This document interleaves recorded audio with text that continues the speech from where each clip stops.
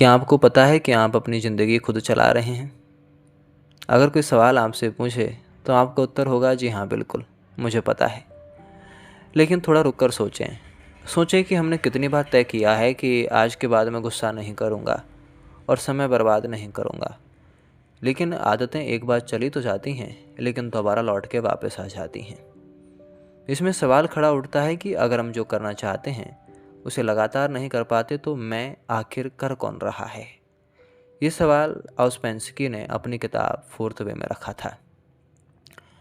Fourth way किताब George गॉर्जियफ के उन लेक्चर्स से निकली थी जो आउस्पेंसकी ने उनकी मौजूदगी में सुने थे। आउस्पेंसकी केवल धार्मिक इंसान नहीं थे, वे फिलॉसफी और कॉन्शियसनेस जैसे सवालों में गहरी रुचि रखते थे। उनकी किताब टेरिटम ऑर्गेनम ने उन्हें गंभीर दार्शनिक के रूप में बहुत ज़्यादा पहचान दिला दी। लंबे समय तक उनकी एक समस्या थी। उन्हें लगता था कि किताबों में नॉलेज तो बहुत है, लेकिन ऐसी प्रैक्टिकल मेथड कहाँ है जिससे इंसान वास्तव में खुद को बदल सके। ये खोज उन्हें अलग अलग स्पिरिचुअल और इsoteric ट्रेडिशंस की तरफ ले गई, यानी एक ऐसे ट्रेडिशंस की तरफ जो बहुत ज़्यादा गूढ़ थे। उनकी अपनी बात की कहानी में यह बात आती है कि वे लगभग 10 सालों तक स्कूल्स और टीचिंग्स की तलाश करते रहे। उन्हें एक इंसान मिला जो उनकी पूरी दिशा को बदलने के लिए काफ़ी थे। उनका नाम था जियोर्ज गॉर्जियफ। उनका पूरा नाम जियोर्ज इवानोविच गॉर्जियफ था। वो अमेरिकन ग्रीक बैकग्राउंड के एक इनिग्मेटिक टीचर थे। लंबे समय तक उन्होंने दावा किया कि वो अलग अलग परंपराओं, मोनेस्ट्रीज और टीचर्स की खोज की है और वहाँ से एक ऐसी टीचिंग्स प्राप्त की है जिन्होंने उन्हें पश्चिम में द सिस्टम के रूप में प्रस्तुत किया था। आउस्पेंसकी पहली बार 1915 में गॉर्जियफ से मॉस्को में मिले थे और यही कहानी में एक बहुत इंटरेस्टिंग चीज़ हुई थी। आउस्पेंसकी पहले से ही बहुत कुछ पढ़ चुके थे, लेकिन गॉर्जियफ ने उन्हें ऐसी वोकैबुलरी और सिस्टम दिया जिसमें उनके पुराने सवालों को एक नई तरीके से ऑर्गेनाइज किया गया था। जैसे man is not fully conscious, इंसान के पास बहुत ज़्यादा मैं है और हमको जो सेल्फ रिमेम्बरिंग है वो बहुत ज़्यादा पॉसिबल है और कॉन्शियसनेस डेवलप की जा सकती है, लेकिन इसके लिए प्रैक्टिकल वर्क चाहिए होता है। आउस्पेंसकी को यह बहुत पावरफुल लगा। स्रोतों के अनुसार उन्होंने गॉर्जियफ के साथ लगभग 3 साल तक इंटेंसिवली स्टडी किया था। आउस्पेंसकी सिर्फ स्टूडेंट बनकर नहीं रहे, उन्होंने गॉर्जियफ की टीचिंग्स को समझने, व्यवस्थित करने और लिखित रूप में रिकॉर्ड करने की कोशिश की थी और ये उनकी ताकत थी जो गॉर्जियफ से बहुत अलग थी। गॉर्जियफ अक्सर आइडियाज़ को प्रोवोकेटिव यानी भड़काने वाले और कभी कभी डेलिबरेटली कन्फ्यूजिंग तरीके से प्रस्तुत करते थे। आउस्पेंसकी का दिमाग सिस्टमैटिक था, इसलिए दोनों की भूमिकाएं कुछ ऐसी बन गई जहां गॉर्जियफ ने रॉ टीचिंग्स दी, आइडियाज़ दिए और प्रैक्टिकल वर्क दिए। वहीं आउस्पेंसकी ने उनके लेक्चर्स को सुन के उनका एनालिसिस किया, विश्लेषण किया और उनको ऑर्गेनाइज किया। बाद में प्रकाशित द फोर्थ वे को इसी वजह से गॉर्जियफ की टीचिंग्स का आउस्पेंसकी द्वारा व्यवस्थित एक्सपोजिशन माना गया है। बाद में 1917 की रशियन रिवॉल्यूशन और उसके बाद की परिस्थितियों ने सब कुछ बदल दिया। गॉर्जियफ और आउस्पेंसकी दोनों को रसिया छोड़ना पड़ा। उनका काम अलग अलग जगहों जैसे इसेंतुकी, टिफिलिस, कॉन्स्टेंटिनोपल आदि से गुजरता हुआ आगे बढ़ा। यहाँ आउस्पेंसकी को एक बड़ी समस्या महसूस होने लगी कि क्या गॉर्जियफ की टीचिंग्स को उसी तरीके से आगे ले जाना चाहिए जिस तरह से गॉर्जियफ उसे दे रहे थे, या फिर इसे एक अधिक सिस्टमैटिक और इंडिपेंडेंट फॉर्म में प्रस्तुत करना चाहिए। यही आगे जाकर दोनों के रास्तों के दूरी का कारण बन गया। आउस्पेंसकी ने गॉर्जियफ से बहुत कुछ सीखा था, लेकिन अंत में दोनों अलग हो गए। 1921 में आउस्पेंसकी इंग्लैंड चले गए और वहाँ अपने ग्रुप्स बनाकर टीचिंग्स देने लगे। 1924 के आसपास उनका गॉर्जियफ से फाइनल सेपरेशन हुआ और इसके बाद आउस्पेंसकी ने अपनी इंडिपेंडेंट लाइन ऑफ वर्क विकसित कर ली। लेकिन इसका मतलब यह नहीं था कि गॉर्जियफ की टीचिंग गायब हो गई है। आउस्पेंसकी ने उसे और ज़्यादा सिस्टमैटिक तरीके से एक्सप्लेन करना शुरू कर दिया था। ये किताब गॉर्जियफ के उन्हीं लेक्चर्स का संकलन है जिसमें वो फोर्थ वे यानी फोर्थ डायमेंशन की बात करते हैं, जहाँ इंसान जाकर अपने सुप्रीम सेल्फ को देख सकता है और उसे समझ सकता है। चलिए इस किताब को गॉर्जियफ के ही शब्दों में समझने की कोशिश करते हैं। पार्ट 1, क्या हम सचमुच कॉन्शियस होकर जीते हैं? मेरे अनुसार सामान्य इंसान अपने बारे में बहुत कुछ मानता है कि उसके पास एक स्टेबल पर्सनैलिटी है और वह सोच समझकर फैसले लेने वाला इंसान है। लेकिन जब हम अपने व्यवहार को गहराई से ऑब्जर्व करते हैं तो कुछ और दिखाई हमें देने लगता है। पहली चीज़ है, अपने आप को ऑब्जर्व करना शुरू करें, लेकिन इसका मतलब सिर्फ अपने बारे में सोचना नहीं होगा। मान लो कि हम किसी से बात कर रहे हैं और बातचीत के दौरान जरा देखें कि उस वक्त हम क्या महसूस कर रहे होते हैं। और जब आप किसी से बात कर रहे होते हैं तो अपने आप के अंदर झांक के देखें कि मेरे विचार किस दिशा में जा रहे हैं। यह ऑब्जर्वेशन बहुत ज़्यादा ज़रूरी है, बिल्कुल बहुत ज़्यादा ज़रूरी है। मैंने इसको अपनी ज़िंदगी में हर लोगों को सिखाया है, क्योंकि थ्योरेटिकल नॉलेज से ज़्यादा ज़रूरी हमारे अंदर के फैक्ट्स को देखना होता है। ज़रा देखें, हम आमतौर पर कहते हैं कि मैं एक ऐसा इंसान हूँ, लेकिन हमारे अंदर अलग अलग समय पर अलग अलग मैं सक्रिय हो जाते हैं, यानी अलग अलग आई पैदा होते हैं। सुबह हम कुछ और इंसान होते हैं और हमारे विचार कुछ और होते हैं, लेकिन जब दोपहर होती है तो हम अलग इंसान बन जाते हैं और शाम तक आते आते हम वो चीज़ भूल जाते हैं जो हम सुबह सोचे थे। लेकिन ये सब क्या हो रहा है, ज़रा देखें। अगर आप इनके भीतरी तौर पर जाने की कोशिश करेंगे तो आप पाएंगे कि हम बहुत जल्दी और बहुत अधिक तुलना में बदलते जा रहे हैं, और ये जो टेम्परामेंट है हमारा वो बहुत जल्दी खिसकता है। ये क्यों होता है? क्योंकि हम अंदर से स्टेबल नहीं हैं। इसलिए देखिए, इंसान एक मशीन की तरह हो गया है। आज की सदी में तो खैर उसके ऊपर ये बहुत अच्छा बैठता है। इंसान एक इंस मशीन की तरह है। अब इसका मतलब ये नहीं है कि वो लिटरली मशीन ही है पूरी तरह से, नहीं। देखिए, ये एक साइकोलॉजिकल एनालॉजी है। मतलब हमारा बहुत सा व्यवहार बाहरी परिस्थितियों, आदतों और ऑटोमेटिक रिएक्शन से चल रहा है। जैसे अगर किसी ने हमें गुस्सा दिलाने वाली बात कही है तो ज़रा देखें, वो जो बात होगी तुरंत इमोशन में जनरेट हो जाएगी। उस इमोशन से हमारे अंदर प्रतिक्रिया यानी रिएक्शन निकलेगी और वहाँ से हमारे मुंह से जवाब निकल जाएगा। अक्सर इन दोनों के बीच हम कॉन्शियसली रुककर यह नहीं सोचते कि अभी मेरे अंदर क्या हो रहा है। अगर इसको देख लिया जाए तो लोग इस भावना से बहुत जल्दी दूर हो जाएंगे और इस सवाल से हमेशा के लिए दूर हो जाएंगे कि गुस्से पे कैसे कंट्रोल किया जाता है। यही कारण है कि इंसान पहले ही रिकॉग्नाइज करता है कि वह कितना मैकेनिकल है, और इसको रिकॉग्नाइज करने के बाद तभी वास्तविक सेल्फ स्टडी हमारी शुरू होती है। इंसान के अंदर कुछ डिविजन्स हैं, उनको समझना बहुत ज़्यादा ज़रूरी है। पहला है इंटेलेक्चुअल। इसमें हम सोचते हैं और चीज़ों को तुलना करते हैं और उनकी रीजनिंग करते हैं। दूसरा स्तर होता है इमोशनल का। यहाँ हम प्रेम, डर, गुस्सा और उत्साह लाते हैं। और तीसरा होता है इंस्टिक्टिव। ये शरीर की ऑटोमेटिक प्रक्रियाएं होती हैं और सेंसेशंस इसमें होते हैं। और चौथा होता है मूविंग। इसमें हम मूवमेंट करते हैं, फिजिकल हैबिट्स होती हैं, रोज़मर्रा के काम होते हैं और हम कुछ ना कुछ सीखते रहते हैं। मेरा कहना है कि हम अक्सर इन फंक्शंस को आपस में कंफ्यूज कर देते हैं। जैसे कभी हम किसी भावना को सोच समझ लेते हैं या किसी थॉट को फीलिंग कर कह देते हैं। इसलिए सेल्फ ऑब्जर्वेशन में इन फंक्शंस को अलग पहचानना बहुत ज़्यादा ज़रूरी है।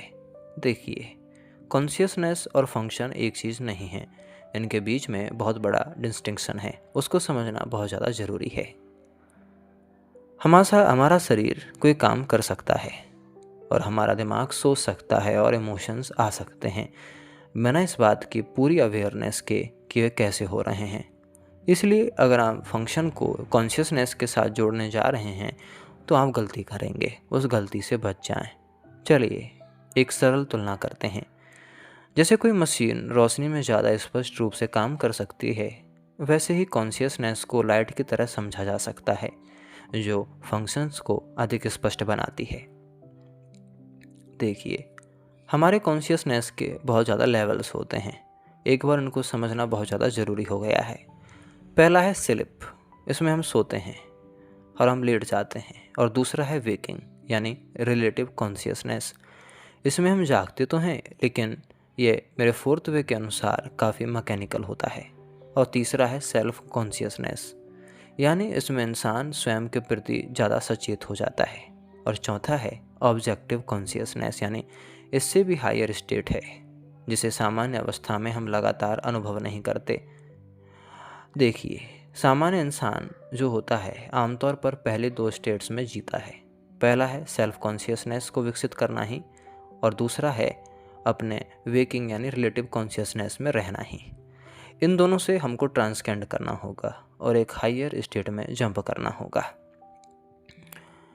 सेल्फ ऑब्जर्वेशन और सेल्फ रिमेंबरिंग को मैंने देखा है कि बहुत से लोग एक मान लेते हैं, लेकिन इनके बीच में बहुत बड़ा फ़र्क है। सेल्फ ऑब्जर्वेशन तब होती है जब हम किसी पर्टिकुलर चीज़ को ऑब्जर्व करते हैं, जैसे मैं अभी गुस्सा महसूस कर रहा हूँ या फिर मेरे थॉट्स लगातार बदल रहे हैं। सेल्फ रिमेंबरिंग थोड़ी अलग चीज़ होती है। यहाँ ध्यान केवल किसी फंक्शन पर नहीं होता, बल्कि अपने अस्तित्व की अवेयरनेस पे भी होता है। जैसे हम किसी अगर किताब को पढ़ते हैं तो सिर्फ मैं किताब पढ़ रहा हूँ इससे काम नहीं चलता इसमें, बल्कि मैं यहाँ हूँ और मुझे पता है कि मैं अभी किताब पढ़ रहा हूँ। ये विचार आपको जगाना पड़ता है। इसी शुरुआत में दोनों अलग अलग अभ्यास हैं ये। सेल्फ ऑब्जर्वेशन से इंसान यह देख सकता है कि वह कितनी बार खुद को रिमेंबर नहीं करता। एक बेसिक आइडिया है कि आई एम हियर, मतलब अपने वर्तमान अस्तित्व की अवेयरनेस। लेकिन केवल शब्द दोहराना पर्याप्त नहीं होता है। असली बात है कि हम उस अवेयरनेस को अपने आप अनुभव करें और उसको ऑब्जर्व करना सीखें। आजकल की बदलती दुनिया के मॉडर्न इंसान में ये ट्रेट बहुत ज़्यादा देखा जाता है। वो कहता है कि मैं गुस्सा हूँ। ये 3 शब्द हैं, लेकिन इन 3 शब्दों में पूरा कॉन्फ्लिक्ट चल रहा है। मैं गुस्सा हूँ कहने से क्या होगा? ऐसा लगता है कि आप में और गुस्से में कोई अंतर नहीं है। जब आप कहते हैं कि मैं गुस्सा हूँ, तो इसका मतलब है कि आपने अपने गुस्से को अपनी सेल्फ के साथ इमर्ज कर लिया है।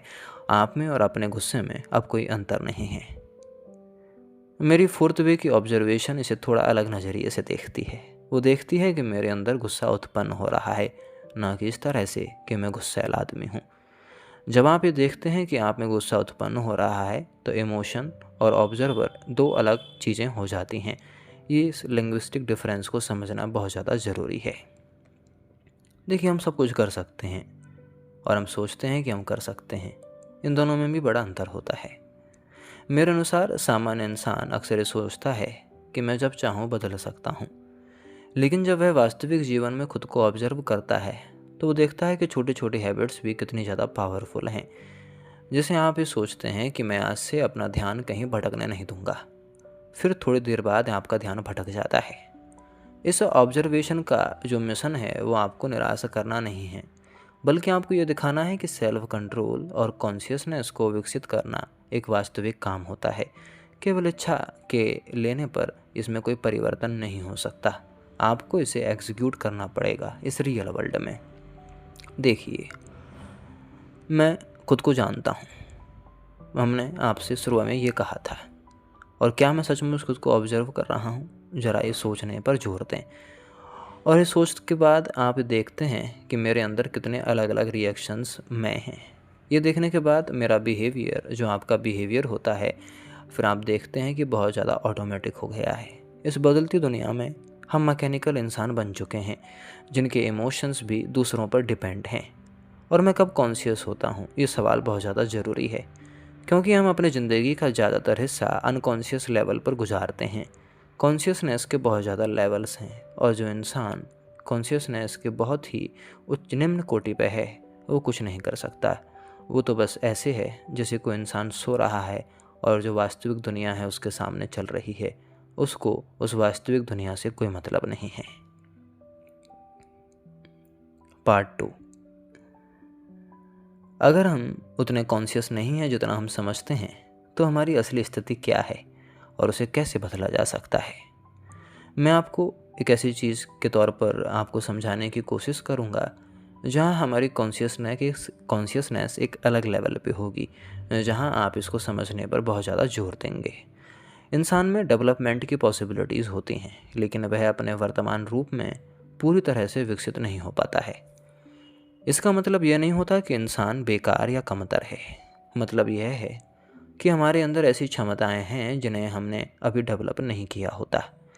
जैसे कोई व्यक्ति सोच सकता है कि मैं अपने फैसले खुद लेता हूँ, लेकिन अगर वह अगले दिन को ध्यान से देखे तो पाता है कि वो जो फैसले हैं उसके बहुत से फैसले आदतों से इमोशन से और डर से पैदा होते हैं और वो अपने आप बन रहे हैं। यानी पॉसिबिलिटीज़ मौजूद हैं, लेकिन डेवलपमेंट ऑटोमेटिक नहीं होता है। मेरे सिस्टम में स्लिप का मतलब केवल रात में सोना नहीं होता है। मैंने स्लिप पे बहुत काम किया है। और स्लिप का मतलब केवल अगर आप सोने से लगाएंगे, केवल लेटने से लगाएंगे, तो शायद आप अपनी ज़िंदगी का आधा समय गुजार देंगे, क्योंकि आपकी ज़िंदगी का लगभग आधा समय सोने में ही गुजरता है। इसलिए इस प्रोसेस को समझना बहुत ज़्यादा ज़रूरी है। यह एक साइकोलॉजिकल स्लिप होती है। हम फिजिकली जाग रहे हैं, बात कर रहे हैं, लेकिन फिर भी अपने थॉट्स, इमोशंस और रिएक्शंस के बारे में पूरी तरह से अवेयर नहीं हैं। जैसे हम पढ़ने बैठते हैं, फिर हम कुछ देखते हैं, हम कुछ सुनते हैं, हम किताबों में आंखें गड़ाए रखते हैं और फिर अचानक हमें एहसास होता है कि मैं तो ऐसा करने बैठा था। मेरी भाषा में यह हमें दिखाता है कि अटेंशन और बिहेवियर कितनी आसानी से ऑटोमेटिक हो सकते हैं। हमने इसी में स्लिप को पहचानने को प्रैक्टिस सेल्फ स्टडी की शुरुआत माना है और मैंने लोगों को बहुत तह तक सिखाया भी है। लेकिन जो सवाल है वो सबसे बड़ा सवाल यहीं खड़ा हो गया है कि अपने आप को स्टडी करें कैसे। सिर्फ बैठकर ये सोचना कि मैं कैसा इंसान हूँ काफ़ी नहीं होगा।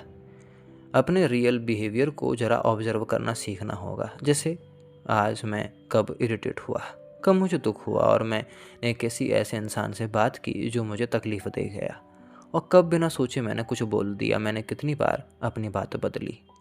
इन चीज़ों को देखना ही हमें थोड़ा कॉन्शियस लेवल से आगे बढ़ाता है। अनकॉन्शियस से कॉन्शियस तक हमें ट्रांससेंड करता है। इस तरह इंसान अपने बारे में इमेजिनेशंस के बजाय फैक्ट्स इकट्ठा करना शुरू करता है। अपने गलतियों को स्टडी करना भी एक आर्ट है। ऑब्स्टेकल्स को स्टडी करना भी एक आर्ट होता है और आपकी ट्रेट में बहुत महत्वपूर्ण बदलाव होता है। हम अक्सर सोचते हैं कि मुझे बस डिसिप्लिन चाहिए, लेकिन मेरा फोर्थ वे आपसे पूछेगा कि तुम्हें डिसिप्लिन करने से रोक क्या आ रहा है और तुम क्यों रुक रहे हो। अगर आपको कुछ करना है और ध्यान बार बार आपका भटक रहा है, तो सिर्फ ध्यान लगाओ कहना पर्याप्त नहीं होगा। जरा ऑब्स्टेकल को देखने की कोशिश करें। ऑब्स्टेकल कहाँ है? कहीं आपके बोर्डम में तो नहीं है? अगर आपके लगातार बदल से विदा विचारों में तो ये नहीं दब रहे हैं? जरा इन चीज़ों को देखने की कोशिश करें। यानी प्रॉब्लम को हटाने से पहले ही उसे समझने पर जोर दें। इसी कारण ऑब्स्टेकल्स की स्टडी को सेल्फ वर्क का बहुत ज़रूरी हिस्सा माना जाता है। जब हम झूठ बोलते हैं तो सिर्फ किसी दूसरे इंसान से झूठ बोलना नहीं होता है, ये अपने बारे में गलत पिक्चर बनाना भी होता है। जैसे मैं हमेशा अपने डिसीजंस खुद लेता हूँ, बहुत से लोग आपको ये कहते हुए मिल जाएंगे, लेकिन ऑब्जर्वेशन से पता चला है कि ऐसे लोग अक्सर दूसरों की राय से अपना डिसीजन बदल देते हैं। फिर भी हम अपने पुराने बिलीफ को पकड़े रहते हैं।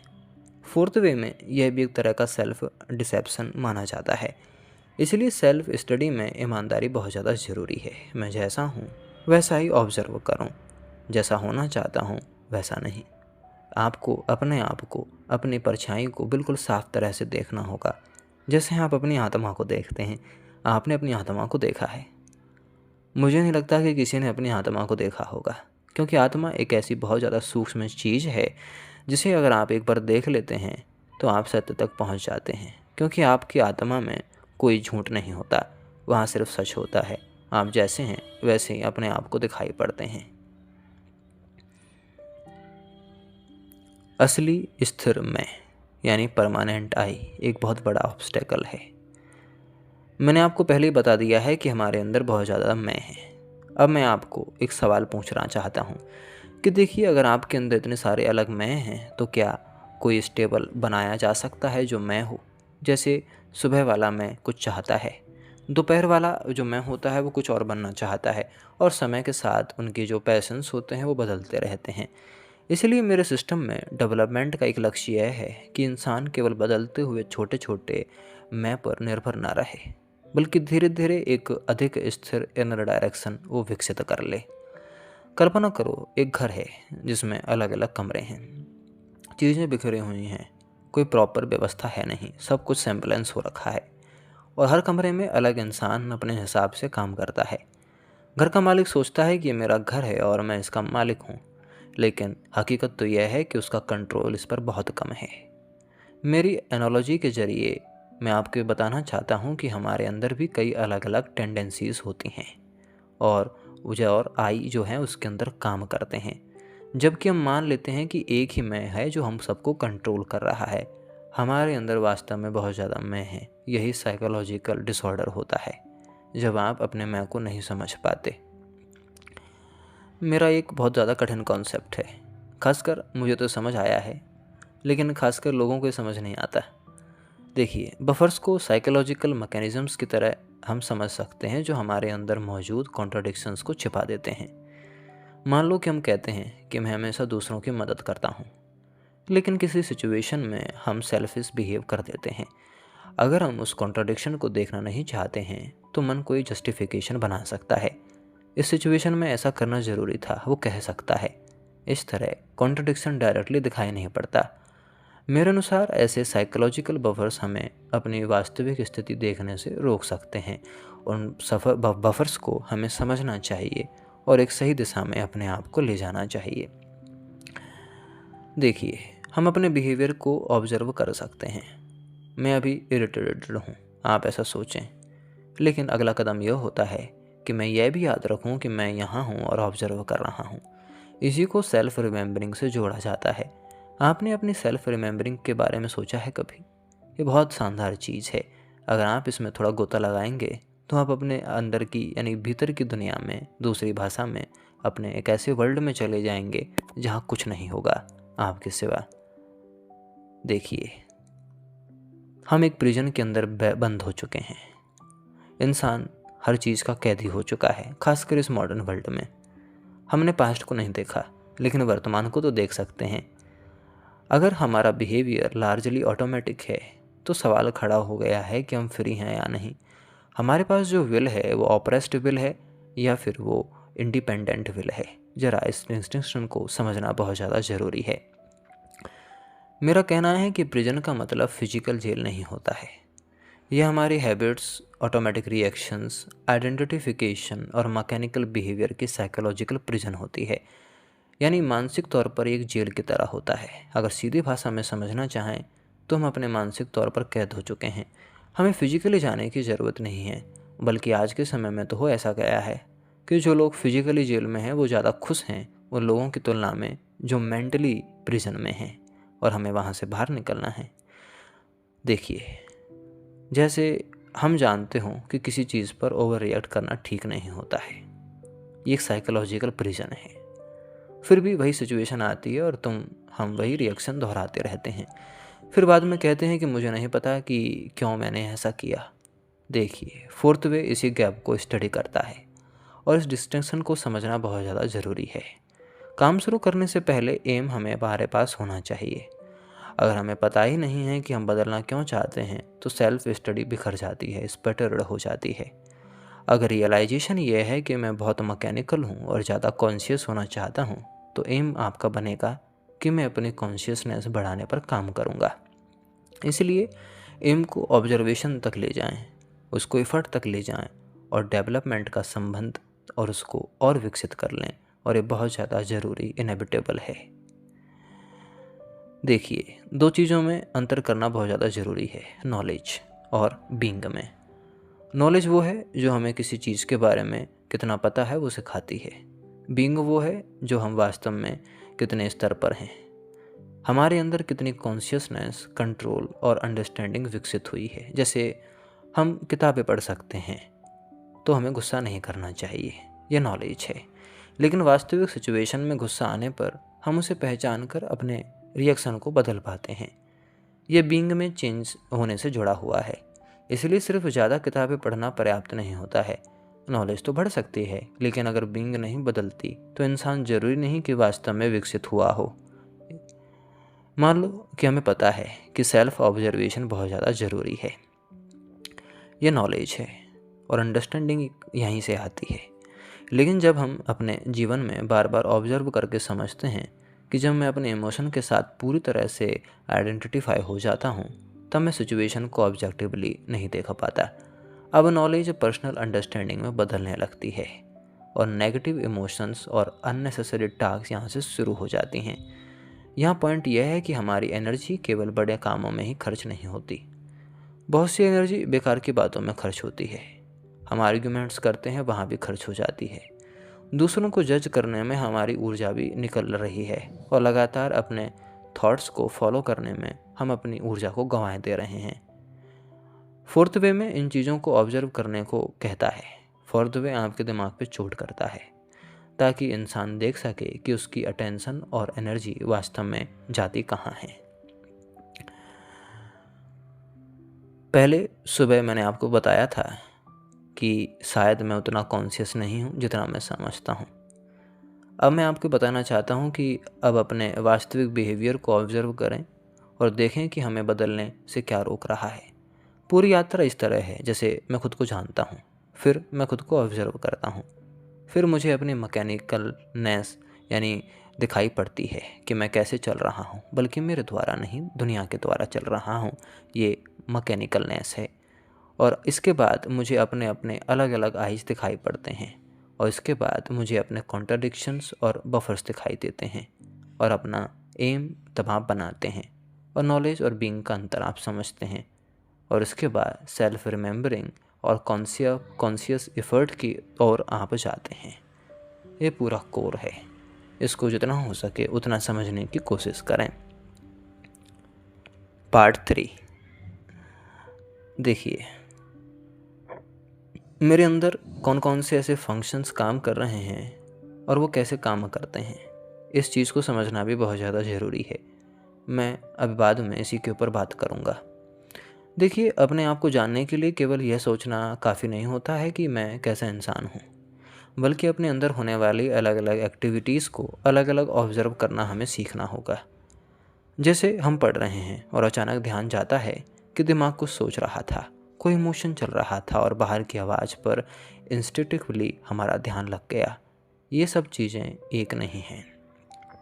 इन्हें अलग अलग पहचानना भी सेल्फ स्टडी का एक हिस्सा होता है। हमारे अंदर 4 सेंटर्स होते हैं। एक होता है इंटेलेक्चुअल सेंटर। इसका संबंध हमारे सोचने, तुलना करने, रीजनिंग और कॉन्सेप्ट्स बनाने से होता है। जिसे अगर मैं रोज़ 2 घंटे किताबें पढूं तो 1 महीने में कितना सिलेबस पूरा हो जाएगा। यह एक इंटेलेक्चुअल एक्टिविटी होती है। दूसरा होता है इमोशनल सेंटर। इसका संबंध फीलिंग्स और इमोशंस रिस्पॉन्स में होता है। जैसे हमें खुशी होती है, अगर हमें जलन होती है तो ये इमोशनल सेंटर है। सिंपैथी आई है तो भी एक इमोशनल सेंटर है।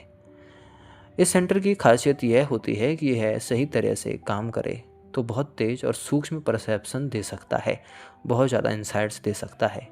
लेकिन नेगेटिव इमोशंस और आइडेंटिफिकेशन इसके काम को डिस्टॉर्ट कर देते हैं, ख़त्म कर देते हैं। तीसरा होता है मूविंग सेंटर। ये जो सेंटर होता है फिजिकल मूवमेंट्स और लर्नड मूवमेंट से जुड़ा हुआ होता है। जैसे चलना, लिखना, किसी स्किल को ऑटोमेटिकली करना, शरीर की कोऑर्डिनेशन को जोड़ना। जब हम साइकिल चलाना सीखते हैं तो शुरुआत में बहुत अटेंशन चाहिए होती है, लेकिन प्रैक्टिस के बाद मूवमेंट काफ़ी ऑटोमेटिक हो जाती है। यही मूविंग फंक्शन की मैकेनिकल नेचर को समझने का एक अच्छा उदाहरण है। और चौथा है इंस्टिंक्टिव सेंटर। यह शरीर की ऑटोमेटिक फंक्शनिंग से संबंधित है। जैसे हम श्वास लेते हैं और सेंसेशंस को महसूस करते हैं और शरीर के प्रोटेक्टिव रिस्पॉन्सेस को देखते हैं। इनमें से बहुत सी चीज़ें हम कॉन्शियसली कंट्रोल नहीं कर पाते। देखिए, सबसे इंटरेस्टिंग बात यह है कि सेंटर्स के अंदर भी पार्ट्स होते हैं मेरे सिस्टम में, और मैंने वर्षों पर यही समझने की कोशिश की है कि बात केवल सेंटर्स तक नहीं रुकती है। हर सेंटर को आगे 3 पार्ट्स में देखा जाता है। एक है मैकेनिकल पार्ट। ये सबसे ऑटोमेटिक पार्ट होता है, जिसमें हम जो भी डिसीजंस लेते हैं वो हमारे खुद के नहीं होते, बल्कि समाज ने हमारे दिमाग में भर दिए होते हैं और हम उसी के अनुसार चलते हैं। अगला है इमोशनल पार्ट। ये इंटरेस्ट और अट्रैक्शंस में अटेंशन खींचता है। और अगला है इंटेलेक्चुअल पार्ट। अटेंशंस को इसमें एफर्ट से डायरेक्शन दी जाती है। सामान्य परिस्थितियों में हम अक्सर सेंटर्स के मैकेनिकल पार्ट्स पर ज़्यादा निर्भर होते हैं।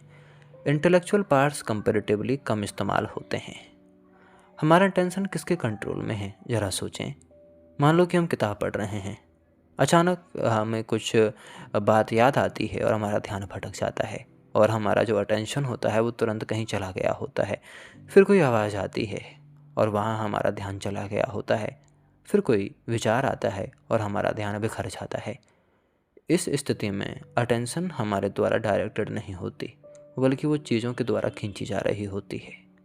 अटेंशन की 3 अलग स्थितियों की ओर हमें इशारा करना होगा और उन्हें समझना होगा। पहला है अटेंशन वांडरिंग, जिसको हम एब्सेंट भी कहते हैं। इसमें ध्यान स्पष्ट रूप से किसी चीज़ पर नहीं होता। और दूसरा है अटेंशन अट्रैक्टेड बाय ऑब्जेक्ट, यानी किसी दूसरी वस्तु के द्वारा हमारा ध्यान खींच लिया जाता है। चीज़ खुद तुम्हारा ध्यान पकड़ सकती है इस चीज़ में। और तीसरा है कंट्रोल्ड अटेंशन, हम एफर्ट से अटेंशन को किसी चीज़ पर रखते हैं। फोर्थ वे में तीसरी स्थिति बहुत ज़्यादा ज़रूरी है, जो कंट्रोल्ड अटेंशन है, जिसमें हम एफर्ट से अटेंशन को किसी चीज़ पर रखते हैं। देखिए, अटेंशन और आइडेंटिफिकेशन दोनों अलग चीज़ें होती हैं। अटेंशन का मतलब होता है मैं किसी चीज़ को ध्यान से देखता हूँ, और आइडेंटिफिकेशन में हम चीज़ में इतना डूब जाते हैं कि हम खुद को भूल ही जाते हैं। जैसे हम कोई चीज़ देखते हैं और हम पूरी तरह उसमें खो जाएं तो कुछ समय के लिए भूल जाते हैं कि हम कहाँ बैठे हैं, कहाँ खड़े हैं और किस समय हम वहाँ देख रहे हैं। फोर्थ वे की भाषा में यह आइडेंटिफिकेशन का एक उदाहरण हो सकता है। लेकिन अगर हम किसी काम का पूरा ध्यान रखें और फिर भी अवेयरनेस बनी रहे हमारे अंदर, तो यह कंट्रोल्ड अटेंशन के करीब होता है। जब अटेंशन अनकंट्रोल्ड हो जाती है तो थॉट्स अपने आप एक दूसरे पर जाने लगते हैं, जैसे एक थॉट से दूसरे थॉट पर, फिर पुरानी मेमोरी पर जंप होता है, फिर फ्यूचर के हम चीज़ों को देखने में अपना समय गंवाते हैं और किसी इंसान के बारे में हम कल्पना करते हैं और फिर कोई विचार हमारे अंदर आता है और हमें लगता है कि हम सोच रहे हैं। लेकिन मैं आपसे बहुत छोटा सा सवाल पूछना चाहता हूँ कि क्या हमने कॉन्शियसली सोचना शुरू किया है या थॉट्स खुद चल रहे हैं? यह डिस्टिंक्शन, यह अंतर मैं आपको बताना चाहता हूँ और ये सेल्फ स्टडी के लिए बहुत ज़्यादा ज़रूरी है। देखिए, हमारे अंदर नेगेटिव इमोशंस होते हैं। लोगों को शुरू से ही और बहुत समय पहले से ही ये समस्या रही है कि नेगेटिव इमोशंस उनको परेशान करते हैं। नेगेटिव इमोशंस किन लोगों में नहीं होते, किन प्राणियों में नहीं होते, ज़रा सोचें। हर जीव के अंदर एक नेगेटिव इमोशन होता है। अगर आपने शेर को देखा है तो वो जब शांत बैठा हुआ होता है तो कोई दिक्कत नहीं होती, लेकिन जब वो शिकार पर जाता है तो शायद ही आपने उससे गुस्सैल और सबसे कठोर जानवर देखा हो, और जब वो दहाड़ता है तो कहना ही क्या। नेगेटिव इमोशन सब में होते हैं। मेरे सिस्टम में इसमें भी एक ऐसी इमोशन शामिल है जो इंसान के लंबे समय तक चलती है, जिसमें गुस्सा होता है, रिजेंटमेंट होता है यानी किसी के प्रति बहुत ज़्यादा गुस्सा होना, इरिटेशन होती है, सेल्फ पिटीनेस होती है यानी खुद के प्रति हीन भावना। जैसी अवस्थाओं में हम अपने आप को डाल सकते हैं। यहाँ एक महत्वपूर्ण बात यह है कि हर अनप्लीजेंट सेंसेशन यानी ऐसी सेंसेशन जो हमें अच्छी नहीं लगती, उसको नेगेटिव इमोशन हमें नहीं समझना चाहिए। उदाहरण के लिए, खतरे को देखकर इंस्टिंक्टिव फियर यूजफुल हो सकता है, लेकिन ऐसा फियर जो समाज के द्वारा बनाया गया है वो बहुत खतरनाक है। इस अंतर को समझना बहुत ज़्यादा ज़रूरी हो जाता है। नेगेटिव इमोशंस के साथ काम करने की शुरुआत उनके एक्सप्रेशंस को ऑब्जर्व और रोकने के प्रयास से होती है। मतलब हमें गुस्सा आया तो हम तुरंत दूसरे पर इसको निकालने के लिए कहीं ना कहीं मार्ग ढूंढते हैं। इसके बजाय आप इसको पहले ऑब्जर्व करें कि मेरे अंदर अभी गुस्सा उठ रहा है और कैसे उठ रहा है और मैं इसे कैसे महसूस कर पा रहा हूँ। ये इमोशंस को सप्रेस करने के बजाय उसके मैकेनिकल एक्सप्रेशंस को पहचानने की दिशा में पहला कदम होता है। इसे सेल्फ ऑब्जर्वेशन का कठिन लेकिन बहुत ज़्यादा ज़रूरी हिस्सा बताया गया है। देखिए, मान लो कि आपकी किसी से बहस हो गई है। बहस ख़त्म होने के बाद भी दिमाग में ये चलता रहता है कि उसने ऐसा क्यों कहा और अगली बार मैं उसे क्या बताऊंगा। जो घटना हुई थी शायद 5 मिनट की थी, लेकिन माइंड में उसे घंटों तक रिप्ले करता रहा है। फोर्थ वे के अनुसार ऐसी आइडेंटिफिकेशन और नेगेटिव इमेजिनेशन का बहुत अटेंशन और एनर्जी कंज्यूम हमारी कर सकती है। देखिए, क्या हमारे सेंटर्स हमेशा सही तरीके से काम करते हैं? इसका जवाब है नहीं, ऐसा नहीं होता है। एक सेंटर का काम दूसरे सेंटर में इंटरफेयर कर सकता है। जैसे हमें कोई डिफ़िकल्ट क्वेश्चन सॉल्व करना है, लेकिन इमोशन अपना स्ट्रॉन्ग है कि तुम ठीक से ऐसा सोच नहीं पा रहे हो। यह इमोशन डिस्टरबेंस इंटेलेक्चुअल फंक्शनिंग को प्रभावित करता है। इसलिए मेरे फोर्थ वे में सेंटर्स को अलग अलग पहचानें और उनके काम को ऑब्जर्व करने के तरीके को भी देखने की कोशिश करें। देखिए, एनर्जीज जो होती हैं अलग अलग तरह की होती हैं और लीक्स पर भी मुझे चर्चा करने की ज़रूरत है। देखिए, इसका प्रैक्टिकल मतलब ऐसे समझो कि हमारे पास दिन भर लिमिटेड अटेंशन और मेंटल एनर्जी है। अगर उसका बड़ा हिस्सा कहीं चला गया है, अगर अनावश्यक चीज़ों में चला गया है, कांस्टेंट डिस्ट्रक्शन में चला गया है, तो मीनिंगफुल काम के लिए हमारे पास कोई एनर्जी बचेगी नहीं। इसलिए फोर्थ वे केवल कॉन्शियसनेस की बात नहीं करता, वो ये भी पूछता है कि हम अपनी अटेंशन और एनर्जी खर्च कहाँ करते हैं। देखिए, सेल्फ ऑब्जर्वेशन से हमारा अगला स्टेप आगे बढ़ता है, जिसमें हम अपने फंक्शंस को अलग पहचानते हैं। फिर हम सेंटर्स को समझते हैं और देखते हैं कि कौन सा सेंटर्स कब काम करता है। फिर हम अटेंशन को ऑब्जर्व करते हैं और आइडेंटिफिकेशन को पहचानते हैं। फिर नेगेटिव इमोशंस पर डील करते हैं और एनर्जी कहाँ खर्च हुई है उसको देखते हैं। और ऐसे करने के बाद धीरे धीरे ग्रेजुअली हम बहुत ज़्यादा जागरूक हो जाते हैं और कॉन्शियस वर्क करने लग जाते हैं। पार्ट 4। अब सवाल ये खड़ा हो गया है कि ऐसी सिचुएशन से बाहर निकलने और वास्तविक डेवलपमेंट की संभावना क्या है जहां हम इतने सप्रेस्ड हो चुके हैं। देखिए, हमारे भीतर जो रिलेटिवली मूल स्वाभाविक हिस्सा है वो एसेंस होता है, और ज़िंदगी में एक्सपीरियंस, लिमिटेशन और सोशल एनवायरनमेंट से भी हमारी एक लेयर बनती है जिसे हम पर्सनैलिटी कहते हैं।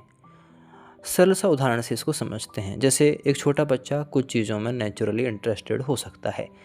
जैसे जैसे वह बड़ा होता है, स्कूल और समाज उसे बताते हैं कि ऐसा बिहेव करो, यह अच्छा है और यह बुरा है। धीरे धीरे एक पर्सनैलिटी बन जाती है। फोर्थ वे में समस्या पर्सनैलिटी होना नहीं होता है। समस्या तब होती है जब इंसान की जो पर्सनैलिटी होती है उसको ही वो अपना पूरा वास्तविक सेल्फ समझ लेता है। तभी से यही कॉन्फ्लिक्ट शुरू हो जाते हैं। आपने ऐसे लोगों को देखा होगा जिनकी पर्सनैलिटी ही सब कुछ होती है, वो अपने आगे कुछ और चीज़ को आने ही नहीं देते। ये सब बेफिजूल होता है। ऐसे लोगों को आपको समझाने की ज़रूरत है। अगर वो नहीं समझते हैं तो आपको और समझाने की ज़रूरत है, लेकिन आपको समझाने की ज़रूरत तो है ही। मैंने अपनी ज़िंदगी में कुछ चीज़ों को देखा है। मैंने देखा है कि इन्फ्लुएंसेस को ब्रॉडली 3 प्रकारों में समझाया जा सकता है। इन्फ्लुएंसेस हमारे अलग अलग चीज़ों में होते हैं, लेकिन इंसान उन इन्फ्लुएंसेस में गहरी चीज़ों को अगर देखने में सक्षम हो जाए तो वो कुछ हद तक उस एक्सट्रीम तक पहुंच सकता है जिसकी मैं बात करता रहा हूं। देखिए, दुनिया के सामान्य इन्फ्लुएंसेस होते हैं, जैसे पैसा, स्टेटस, रोज़मर्रा की इच्छाएं। ये हमें ऑर्डिनरी लाइफ यानी सामान्य ज़िंदगी की दिशा में खींचते हैं। अलग इन्फ्लुएंसेस भी होते हैं। वो ऐसे आइडियाज़ और टीचिंग्स होती हैं जो इंसानों को अपने डेवलपमेंट और कॉन्शियसनेस के बारे में सोचने की ओर ले जाते हैं। ये वाला जो इन्फ्लुएंस होता है बहुत ही ज़्यादा शानदार होता है। लेकिन इसके बाद ऐसे इन्फ्लुएंसेस भी होते हैं, ऐसे प्रभाव भी हमारे ऊपर आते हैं जो किसी वास्तविक स्कूल या ऑर्गेनाइज्ड कॉन्शियस वर्क से आए हैं। देखिए, इस भेद का उद्देश्य दिखाना है कि हर स्पिरिचुअल या सेल्फ हेल्प इन्फॉर्मेशन एक ही लेवल की नहीं होती है, उनमें अलग अलग अंतर होते हैं। देखिए, हमारे अंदर एक मैग्नेटिक सेंटर है, यानी अंदर की खोज की शुरुआत का एक हिस्सा है। एक मैग्नेटिक सेंटर है, इसे बहुत सरल तरीके से ज़रा समझने की कोशिश करो। देखिए, कभी कभी इंसान को लगता है कि सिर्फ पैसा, एंटरटेनमेंट और रोज़ की रूटीन ही पूरी ज़िंदगी हो सकती है। उसके अंदर कोई दूसरा सवाल उठता है, और सवाल उठता है कि क्या जीवन का कोई डीपर मीनिंग है या फिर भी नहीं। ये अब तक मैं जिया हूँ इसका कोई मतलब रहा है या फिर नहीं।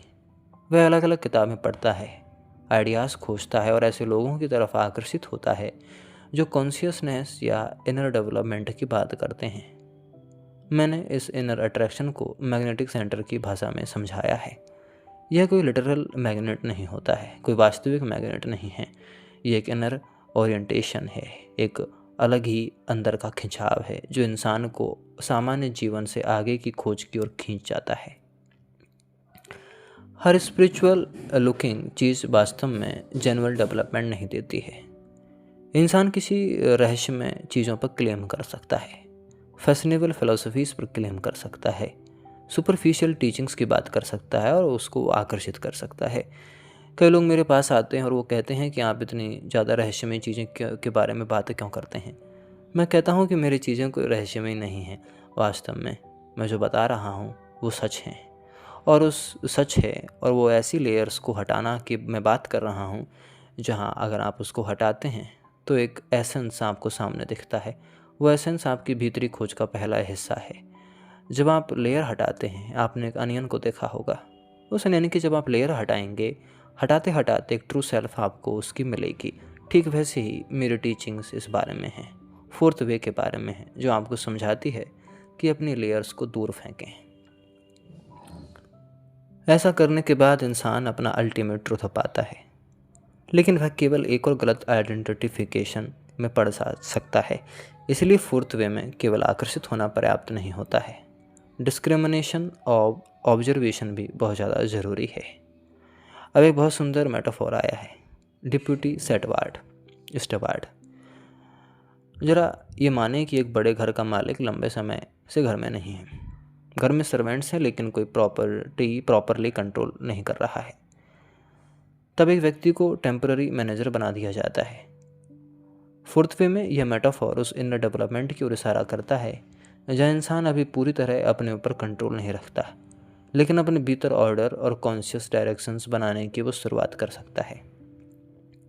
इसे पिछले चैप्टर्स से जोड़ने की अगर कोशिश करें तो कुछ इस प्रकार होगा, जैसे हमारे अंदर बहुत ज़्यादा मैं है, और उसके बाद हम मैकेनिकल बन जाते हैं, और उसके बाद अगर हम सेल्फ ऑब्जर्वेशन करते हैं तो हमारे अंदर धीरे धीरे इनर ऑर्डर पैदा होता है।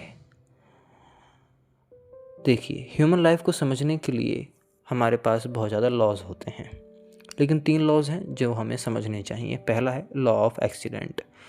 बहुत सी घटनाएं हमारे कंट्रोल से बाहर होती हैं। जो चीज़ें हमारे साथ होती हैं, हम उनको कितना भी कंट्रोल करने की कोशिश करें, लेकिन ऐसी घटनाएं हो जाती हैं जो हमारे आपे से बाहर होती हैं। जैसे हम कहीं जा रहे हैं और अचानक कोई ऐसी घटना हो जाती है जो हमने शायद इसके बारे में कभी सोचा ही ना हो। ये लॉ ऑफ एक्सीडेंट होता है। दूसरा है लॉ ऑफ फेट। कुछ चीज़ें परिस्थितियों और प्रकृति के नियमों से निर्धारित होती हैं, डिटरमाइन होती हैं। और तीसरा है लॉ ऑफ विल। डेवलपमेंट के हायर लेवल पर कॉन्शियसनेस विल की भूमिका बढ़ती है। क्या इंसान पूरी तरह एक्सीडेंट के भरोसे जीता रहेगा या कॉन्शियसनेस बढ़ाकर अपने जीवन में ज़्यादा कॉन्शियस डायरेक्शन जी सकता है? मेरा मानना है कि एक्सीडेंट के भरोसे इंसान शायद अपनी पूरी ज़िंदगी गंवा दे, फिर भी उसे कुछ हाथ नहीं लगे। लेकिन कॉन्शियसनेस को डेवलपमेंट करके इंसान अभी और किसी भी वक्त अपनी पर्सनैलिटी को चेंज करके कुछ भी हासिल कर सकता है, और ये बहुत ज़रूरी फेज है। अगर इंसान पूरी तरह मैकेनिकल है तो उसके एक्शंस भी मैकेनिकल होंगे और लाइफ में बहुत कुछ एक्सीडेंट ड्राइवन होगा।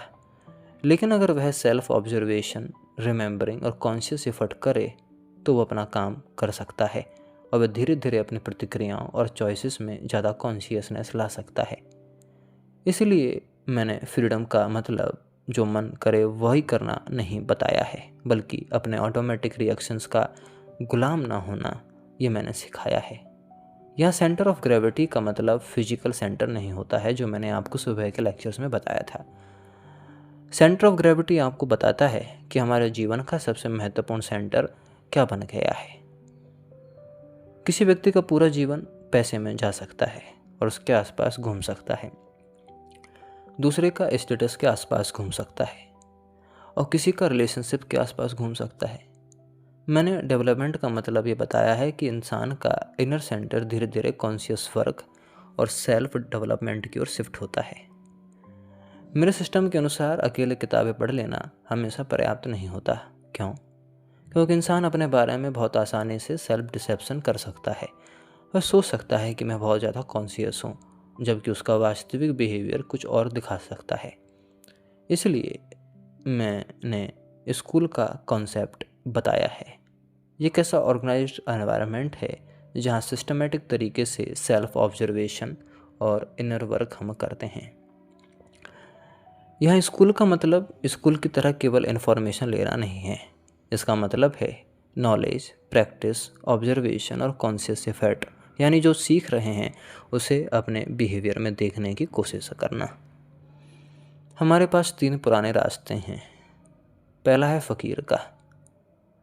आमतौर पर बॉडी और फिजिकल डिसिप्लिन के रास्ते पर ये जो काम है वो करता है, जिसे मैं फ़कीर कहता हूँ। दूसरा है मॉन्क, ये डिवोशन, इमोशंस के माध्यम से डेवलपमेंट की ओर जाता है। और तीसरा है योगी, ये माइंड और नॉलेज के माध्यम से काम करता है। इन तीनों में इंसान अक्सर जीवन की सामान्य परिस्थितियों में काफ़ी अलग होकर काम करता है। मैंने कहा है कि हमें ज़रूरी नहीं कि दुनिया छोड़नी पड़े। कई लोगों ने इसे सही समझा है, कई ने समझा है कि हम ऐसा नहीं कर सकते, हमें तो वहाँ जाना ही पड़ेगा। लेकिन मैंने आपको बताया है कि कहीं जाने की ज़रूरत नहीं है, यहीं रहो। हम पढ़ाई कर सकते हैं, परिवार में रह सकते हैं और लोगों से मिल सकते हैं, और इन्हीं परिस्थितियों सर्कमस्टेंसेस को सेल्फ ऑब्जर्वेशन और कॉन्शियस डेवलपमेंट के लिए इस्तेमाल कर सकते हैं। यानी एक चीज़ समझने की कोशिश करें तो हमारी जो ज़िंदगी है वो अपने आप में एक प्रयोगशाला बन सकती है। यह फोर्थ वे की सबसे खास विशेषताओं में से एक है। कई लोगों ने इसको समझा है, कई लोगों ने इसको जिया है। हर स्कूल एक जैसा नहीं होता है। जिस लेवल के स्टूडेंट्स होते हैं उस लेवल के अनुसार वर्क और टीचिंग भी होती है।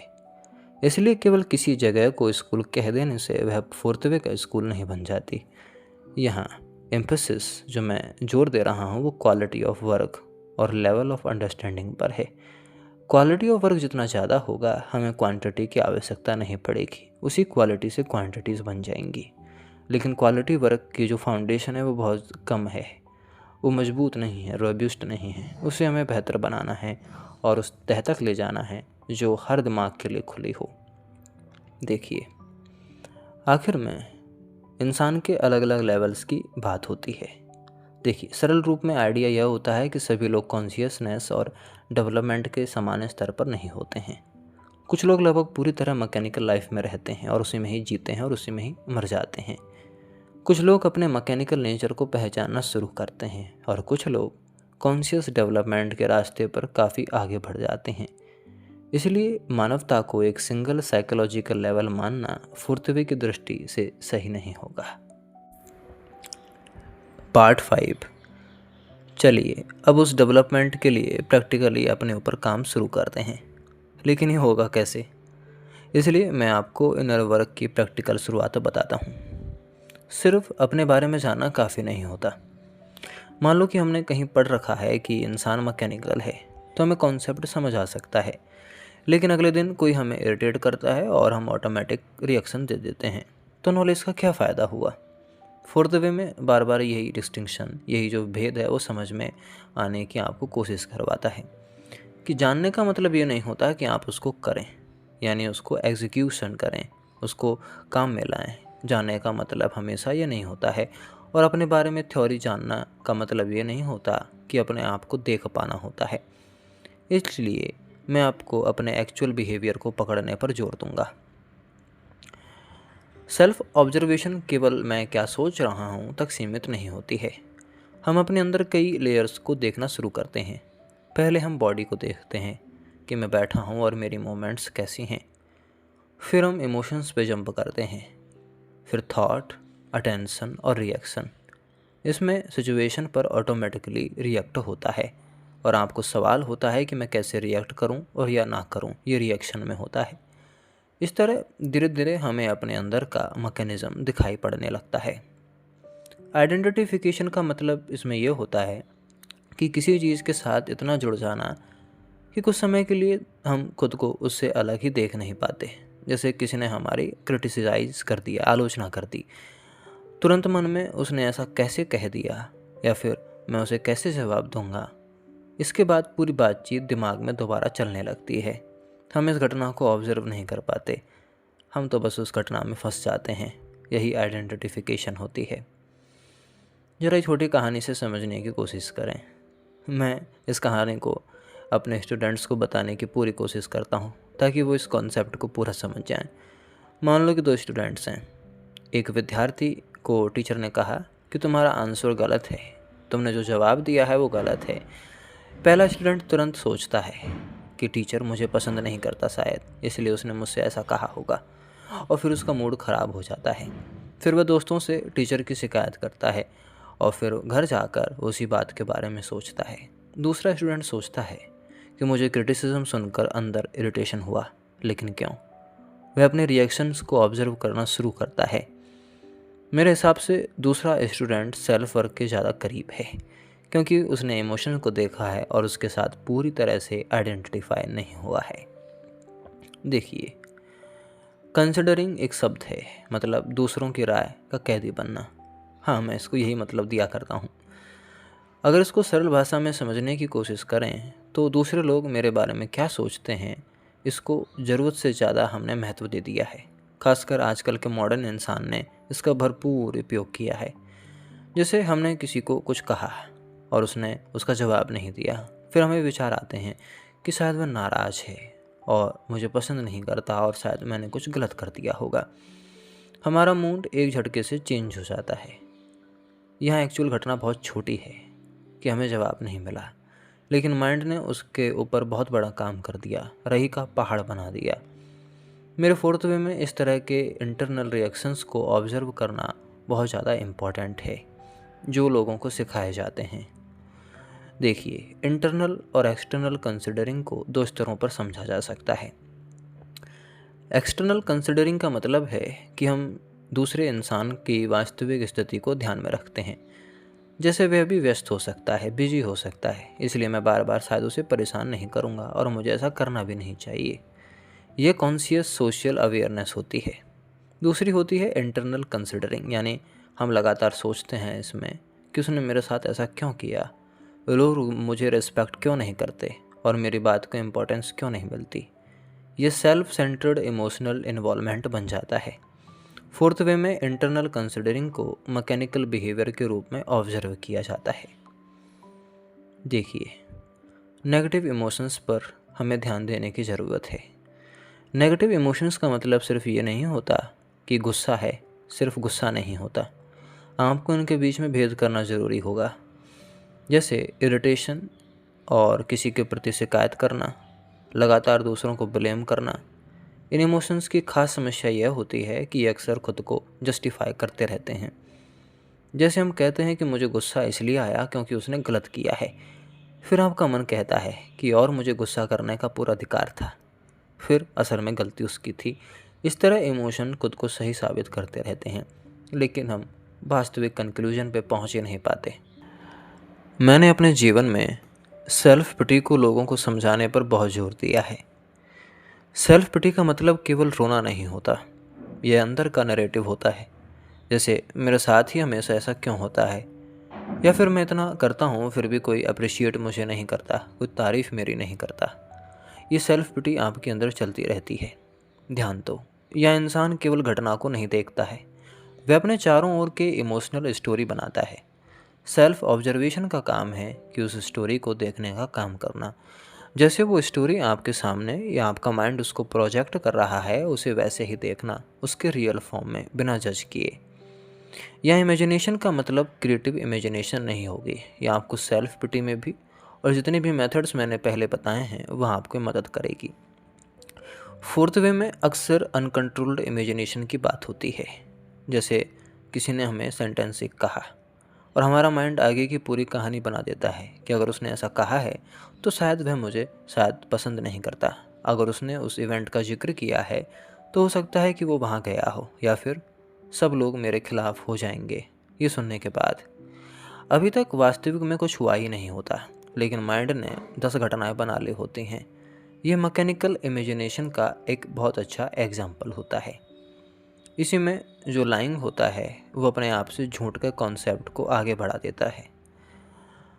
सेल्फ लाई का मतलब है कि हम जानते हैं कि हमने कोई चीज़ नहीं पढ़ी है, किसी चीज़ पर फोकस नहीं किया है, लेकिन उसको दबाने के लिए हम कहते हैं कि आज समय नहीं मिला।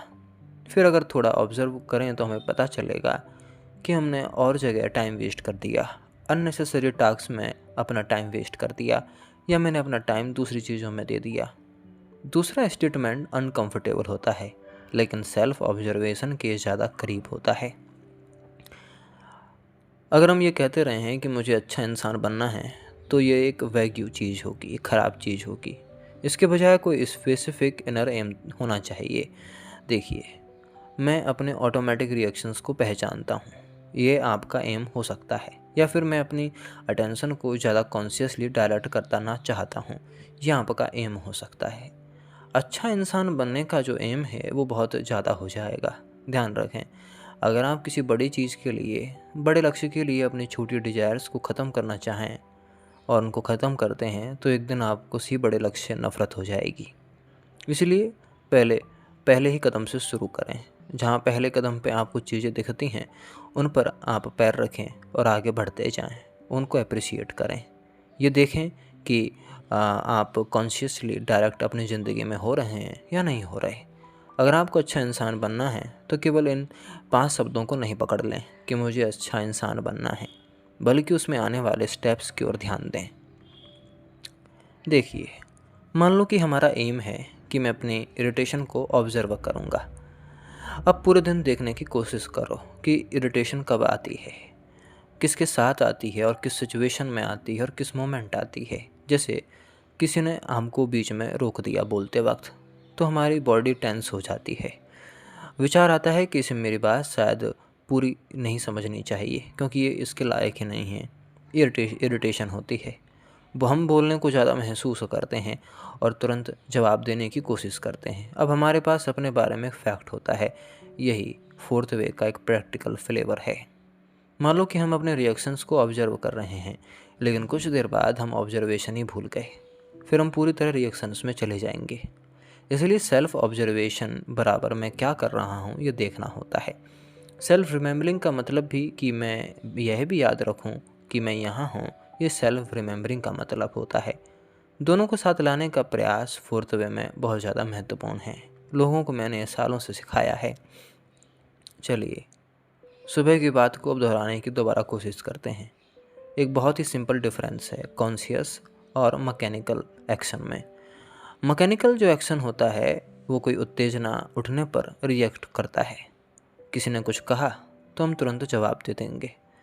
और जो कॉन्शियस लेवल का जो हमारा ट्रेट होता है, वो उत्तेजना उठने पर पहले जागरूक होगा और फिर चॉइसेस पे वो जाएगा। किसी ने कुछ कहा तो मैंने अपना रिएक्शन नोटिस किया और मैंने थोड़ा रुक कर डिसाइड किया कि अब क्या करना है। इस छोटे से गैप को फोर्थ वे बहुत ज़्यादा महत्व देता है। मेरी प्रैक्टिसेस में स्टॉप एक्सरसाइजेस का मैं बहुत ज़्यादा बखान किया करता हूँ। इसका मूल विचार यह है कि इंसान अपने ऑटोमेटिक मूवमेंट को रोककर अपने शरीर और अवस्था को ऑब्जर्व करना शुरू करे, लेकिन इसे किसी डेंजरस या एक्सट्रीम तरीके से नहीं समझना चाहिए। इसका एक साइकोलॉजिकल पॉइंट है। ऑटोमेटिक बिहेवियर को अचानक इंटरप्ट करके उसे देखें। उदाहरण के लिए हमें पता चलता है कि हम किसी काम को मैकेनिकली कर रहे हैं, तो एक मोमेंट के लिए अटेंशन वापस लाएं कि मैं अभी क्या कर रहा हूँ। यह सेल्फ रिमेम्बरिंग की दिशा में एक छोटी सी प्रैक्टिस है। अटेंशन जो है वो एक तरह की साइकोलॉजिकल रिसोर्स है। मान लो कि हमारे पास दिन में कन्फाइन कंसंट्रेशन है, सीमित कंसंट्रेशन है। अगर हम लगातार चीज़ों को देखते रहें, इमेजिनरी कन्वर्सेशंस करते रहें, अननेसेसरी आर्ग्यूमेंट्स करते रहें, तो अटेंशन बिखर जाएगी, स्पैटर्ड हो जाएगी। और फिर जब हम कुछ करने के लिए बैठेंगे तो कहेंगे कि हमारा मन नहीं लगता। इसे सिर्फ कम मोटिवेशन मैं आपको नहीं मानने को कहूँगा, लेकिन आपको इसमें फोर्थ वे पहुँचने में मदद करेगी कि हम अपनी अटेंशन पूरे दिन कहाँ खर्च करते हैं। ज़रा उसको देखने की कोशिश करें। अब तक हम ये समझ चुके हैं कि इंसान मैकेनिकल है, लेकिन सिर्फ ये नॉलेज काफ़ी नहीं है। अपने मैकेनिकल बिहेवियर को लाइव सिचुएशंस में पकड़ने की भी हमें कोशिश करनी चाहिए। केवल ये काफ़ी नहीं है कि हमने सीख लिया कि हम मैकेनिकल हैं। बहुत से लोगों ने सीख लिया है कि वो अपनी भावनाओं से चलते हैं, लेकिन फिर भी इसके बाद वो अपनी भावनाओं से ही तो चलते हैं। इस नॉलेज को वह कभी एग्जीक्यूट ही नहीं कर पाते। देखिए, जब हम इरिटेट होते हैं, जेलस होते हैं या खुद पर पिटी करते हैं, तब ये सभी सेल्फ स्टडी की अपॉर्चुनिटीज़ बन जाते हैं एक झटके में। मान लो कि हम सुबह उठे हैं और आपने ये निश्चय किया है कि मैं वहाँ जाऊँगा। अब अपना जो गोल है उसको ऑब्ज़र्व करने की कोशिश करें, पढ़ाई शुरू करें या जो भी आपको करना है वगैरह वगैरह। और अगर आपको किसी ने इंटरप्ट कर दिया है तो आपको इरिटेशन आएगी। इमोशनल सेंटर ऑब्ज़र्व करें इसमें। ये कोई क्रिटिसिज्म मिला है तो आपका मूड ख़राब हो जाएगा, उस आइडेंटिफिकेशन ऑब्ज़र्व करो। और किसी ने आपको जवाब नहीं दिया और मन ने कहानी बनानी शुरू कर दी तो इमेजिनेशंस ऑब्ज़र्व करो। रात में रात में कुछ सोचने की कोशिश करो कि आज तो टाइम ही नहीं मिला। ये सेल्फ लाई ऑब्ज़र्व करो। और अंत में आज मैंने अपने अंदर क्या देखा, इसको भी ऑब्ज़र्व करो। ये आपकी एक प्रैक्टिकल स्पिरिट है जो आपको उस एक्सट्रीम तक नहीं ले जाएगी जो मैंने लोगों को फोर्थ वे में समझाने की कोशिश की है। पार्ट 6। अब एक सवाल खड़ा है कि जो हम देख रहे हैं उसे वास्तव में समझे कैसे और अपने जीवन में सही दिशा उसमें कैसे लगाएं। सिर्फ नॉलेज पर्याप्त नहीं होती है, वास्तविक अंडरस्टैंडिंग और कंसायंस यानी अपने अंतरात्मा की आवाज़ का विकास होना भी बहुत ज़्यादा ज़रूरी है। मेरे अनुसार फोर्थ वे में इंसान के पास बहुत सारे इन्फॉर्मेशन होती हैं, लेकिन अगर उसे वास्तव में समझ नहीं है तो इन्फॉर्मेशन ज़्यादा उपयोगी नहीं होगी। जैसे हम जानते हैं कि सेल्फ ऑब्जर्वेशन ज़रूरी है, यह नॉलेज है, लेकिन जब हम किसी सिचुएशन में सचमुच को पहचान लेते हैं, अभी मेरे अंदर इरिटेशन आया है और मैं उसी कारण सिचुएशन को गलत तरीके से देख रहा हूँ, तो ये जो नॉलेज होती है वो एक आगे की चीज़ है, इससे भी एक आगे की चीज़ है, वो है अंडरस्टैंडिंग। इसलिए मैं आपको अंडरस्टैंडिंग को सिस्टम की चीफ रिक्वायरमेंट्स में रखने की कोशिश करूँगा और इसको समझाने की कोशिश करूँगा। हर इंसान किसी बात को अपनी वर्तमान क्षमता के अनुसार समझता है। ये बात कड़वी भी है और आपको समझाने के लिए मदद भी करेगी। एक ही सेंटेंस दो लोगों को बताया जाए तो दोनों की अंडरस्टैंडिंग अलग होती हैं। क्यों? क्योंकि समझ केवल शब्दों पर डिपेंड नहीं करती, ये डिपेंड करती है कि आपका ज्ञान कैसा है, आपके अनुभव कैसे हैं, आप खुद कैसे हैं और आपका अवलोकन ऑब्जर्वेशन कैसा है। इसलिए फोर्थ वे में केवल टीचर की बात याद कर लेना पर्याप्त नहीं होता, इंसान को अपने अनुभव से चीज़ को समझना भी पड़ता है। मान लो कि हमने आइडेंटिफिकेशन शब्द पढ़ा है और पहले हमें केवल इसकी डेफिनेशन पता है। फिर एक दिन कोई तुम्हारी आलोचना करता है और तुम पूरे दिन उसी बात को सोचते रहते हो। तुम ऑब्जर्व करते हो, मैं इस घटना से अलग होकर इसे नहीं देख पा रहा हूँ। अब आइडेंटिफिकेशन तुम्हारे लिए सिर्फ किताब का शब्द नहीं रहा, बल्कि हुआ यह है कि वह हमारे अपने अनुभव का एक फैक्ट बन गया है। यही अंडरस्टैंडिंग बढ़ती है।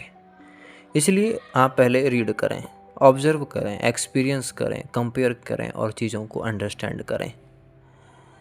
देखिए, नई भाषा हमें चाहिए। यह कोई नई अल्फ़ाबेट या दूसरी भाषा सीखना नहीं होगा कि आप वहाँ जाएं और अपनी आंखें गड़ाएं। इसका मतलब है कि कॉन्सेप्ट्स को समझने के लिए शब्दों के विशेष मीनिंग्स आपको समझने की ज़रूरत है। जैसे सामान्य भाषा में मैं चाहता हूँ, आई वांट, लेकिन फोर्थ वे इसमें पूछेगा कि कौन सा आई चाहता है, कौन मैं चाहता है। क्योंकि पिछले चैप्टर्स में हम देख चुके हैं कि इंसान के अंदर कई अलग अलग मैं हो सकते हैं। इसीलिए आपका कौन मैं क्या चाह रहा है और वो किस लेवल पर है, अच्छे लेवल पर है या बुरे लेवल पर, उन चीज़ को डिफ्रेंशिएट करना बहुत ज़्यादा ज़रूरी है। इसी तरह आपकी चेतना, आपकी इच्छा, आपकी आइडेंटिफिकेशन, चीज़ों को समझने की आपकी धारणा, आपकी अंतरात्मा, ये जो शब्द हैं उनके सिस्टम्स के टेक्निक सेंस में इनको समझना पड़ता है। एक ही घटना को दो लोग अलग तरह से देख सकते हैं। मान लो कि किसी ने हमारी गलती बता दी।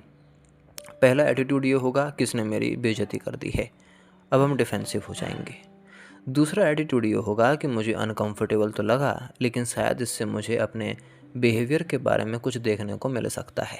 यहाँ इवेंट वही है लेकिन एटीट्यूड अलग अलग हैं। फोर्थ वे में एटीट्यूड को इसलिए महत्वपूर्ण माना गया है क्योंकि गलत एटीट्यूड अंडरस्टैंडिंग को ब्लॉक कर सकता है। तुम वास्तव में क्या चाहते हो? What do you want actually? ये सुनने में आसान लगता है, लेकिन ज़रा सोचो, अगर कोई आपसे पूछे कि तुम क्या चाहते हो, तुम कह सकते हैं कि मैं कुछ अच्छी चीज़ें चाहता हूँ, लेकिन फिर हम पूछते हैं कि क्यों चाहते हो? क्योंकि मुझे अच्छी नौकरी मिल जाए, क्यों चाहते हो अच्छी ज़िंदगी के लिए? अच्छी ज़िंदगी ही क्यों चाहिए? या बहुत बार इंसान के पास कोई क्लियर आंसर नहीं होता है। यानी हमारी बहुत सी गोल्स बोरोड यानी दूसरों से उधार ली हुई होती हैं, या सुपरफिशियल हो सकती हैं, सतही लेवल पे हो सकती हैं। हमारे एम्स बहुत दूर होते हैं। देखिए, हमारे एम्स अक्सर बहुत रिमोट हैं, बहुत ही अकेले हैं। जैसे हम कहते हैं कि मैं एक दिन बहुत कॉन्शियस बनूंगा, ये इतना दूर का गोल है कि आज के बिहेवियर पर इसका कोई असर नहीं पड़ेगा। इसके बजाय एम को छोटा और इमीडिएट बनाया जा सकता है कि आज मैं अपने इरिटेशन को कम से कम एक बार पहचानने की कोशिश तो करूँगा ही, या आज मैं ध्यान दूंगा कि कल कब मेरा अटेंशन अपने आप भटकता है। इससे एम प्रैक्टिकल बनता है और आप उसको बेहतर तरीके से समझ पाते हैं। देखिए, मॉरलिटी का कॉन्सेप्ट बहुत ज़्यादा आया है। कई लोग इसको फॉलो करते हैं और कई लोगों ने इस पर दिमाग लगा के फिलोसोफर बन के अलग अलग चीज़ें निष्कर्ष निकालने की कोशिश की हैं। सामान्य मॉरलिटी कहती है कि यह अच्छा है और यह बुरा है, लेकिन मेरा फोर्थ वे आपसे पूछेगा कि तुम्हारे लिए यह वास्तव में अच्छा है या बुरा क्यों है। क्योंकि इंसान केवल सोशल रूल्स फॉलो कर सकता है, लेकिन भीतर से उसे उनका अर्थ समझ में ना आया हो, ये भी हो सकता है। इसलिए मॉरल सेंस और एक परमानेंट स्टैंडर्ड और ऑफ राइट और रॉन्ग की आवश्यकता की बात हमको समझनी ही पड़ेगी। देखिए, हमारी जो कंसाइंस है, अंतरात्मा है, वो अलग अलग लोगों द्वारा अलग अलग डिफाइनाइट की गई है। लेकिन यहाँ कंसाइंस को केवल सामान्य अर्थ में अंतरात्मा की आवाज़ कहकर ख़त्म नहीं किया जा सकता। मैंने कंसाइंस का संबंध उस गहरी और रिलेटिवली यूनिफाइड इनर अवेयरनेस से है जो इंसान को अपने एक्शंस और विरोधाभासों को अधिक ऑब्जेक्टिवली देखने को मदद करती है।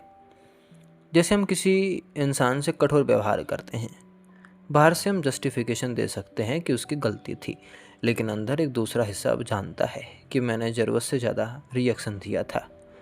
अगर इंसान लगातार अपने जस्टिफिकेशन से उस अवेयरनेस को दबाता रहे तो कॉन्ट्राडिक्शंस छिपा रहता है। कंसाइंस और मॉरलिटी में भी बड़ा फ़र्क होता है। मॉरलिटी कहती है कि समाज या व्यक्ति के द्वारा बनाए गए रूल्स हमें फॉलो करने हैं और हमें यही करना चाहिए। आपकी कंसाइंस कहती है कि व्यक्ति के भीतर अधिक गहरी रिकॉग्निशन है, चीज़ों को पहचानने की क्षमता है। मैंने जो किया है उसमें वास्तव में क्या हुआ है, ये पहचानने की क्षमता। फोर्थ वे में कंसाइंस को डेवलप करना एक महत्वपूर्ण एम है और हमें वो सीखना पड़ेगा। बफर्स कंसाइंस को रोकते हैं। मैंने बफर्स से शुरू में बहुत ही मदद की है, उनको समझाने में और उनको लोगों के कॉन्सेप्ट से हटाने में। देखिए, बफर्स कंसाइंस के डेवलपमेंट में बड़ी बाधा बनते हैं।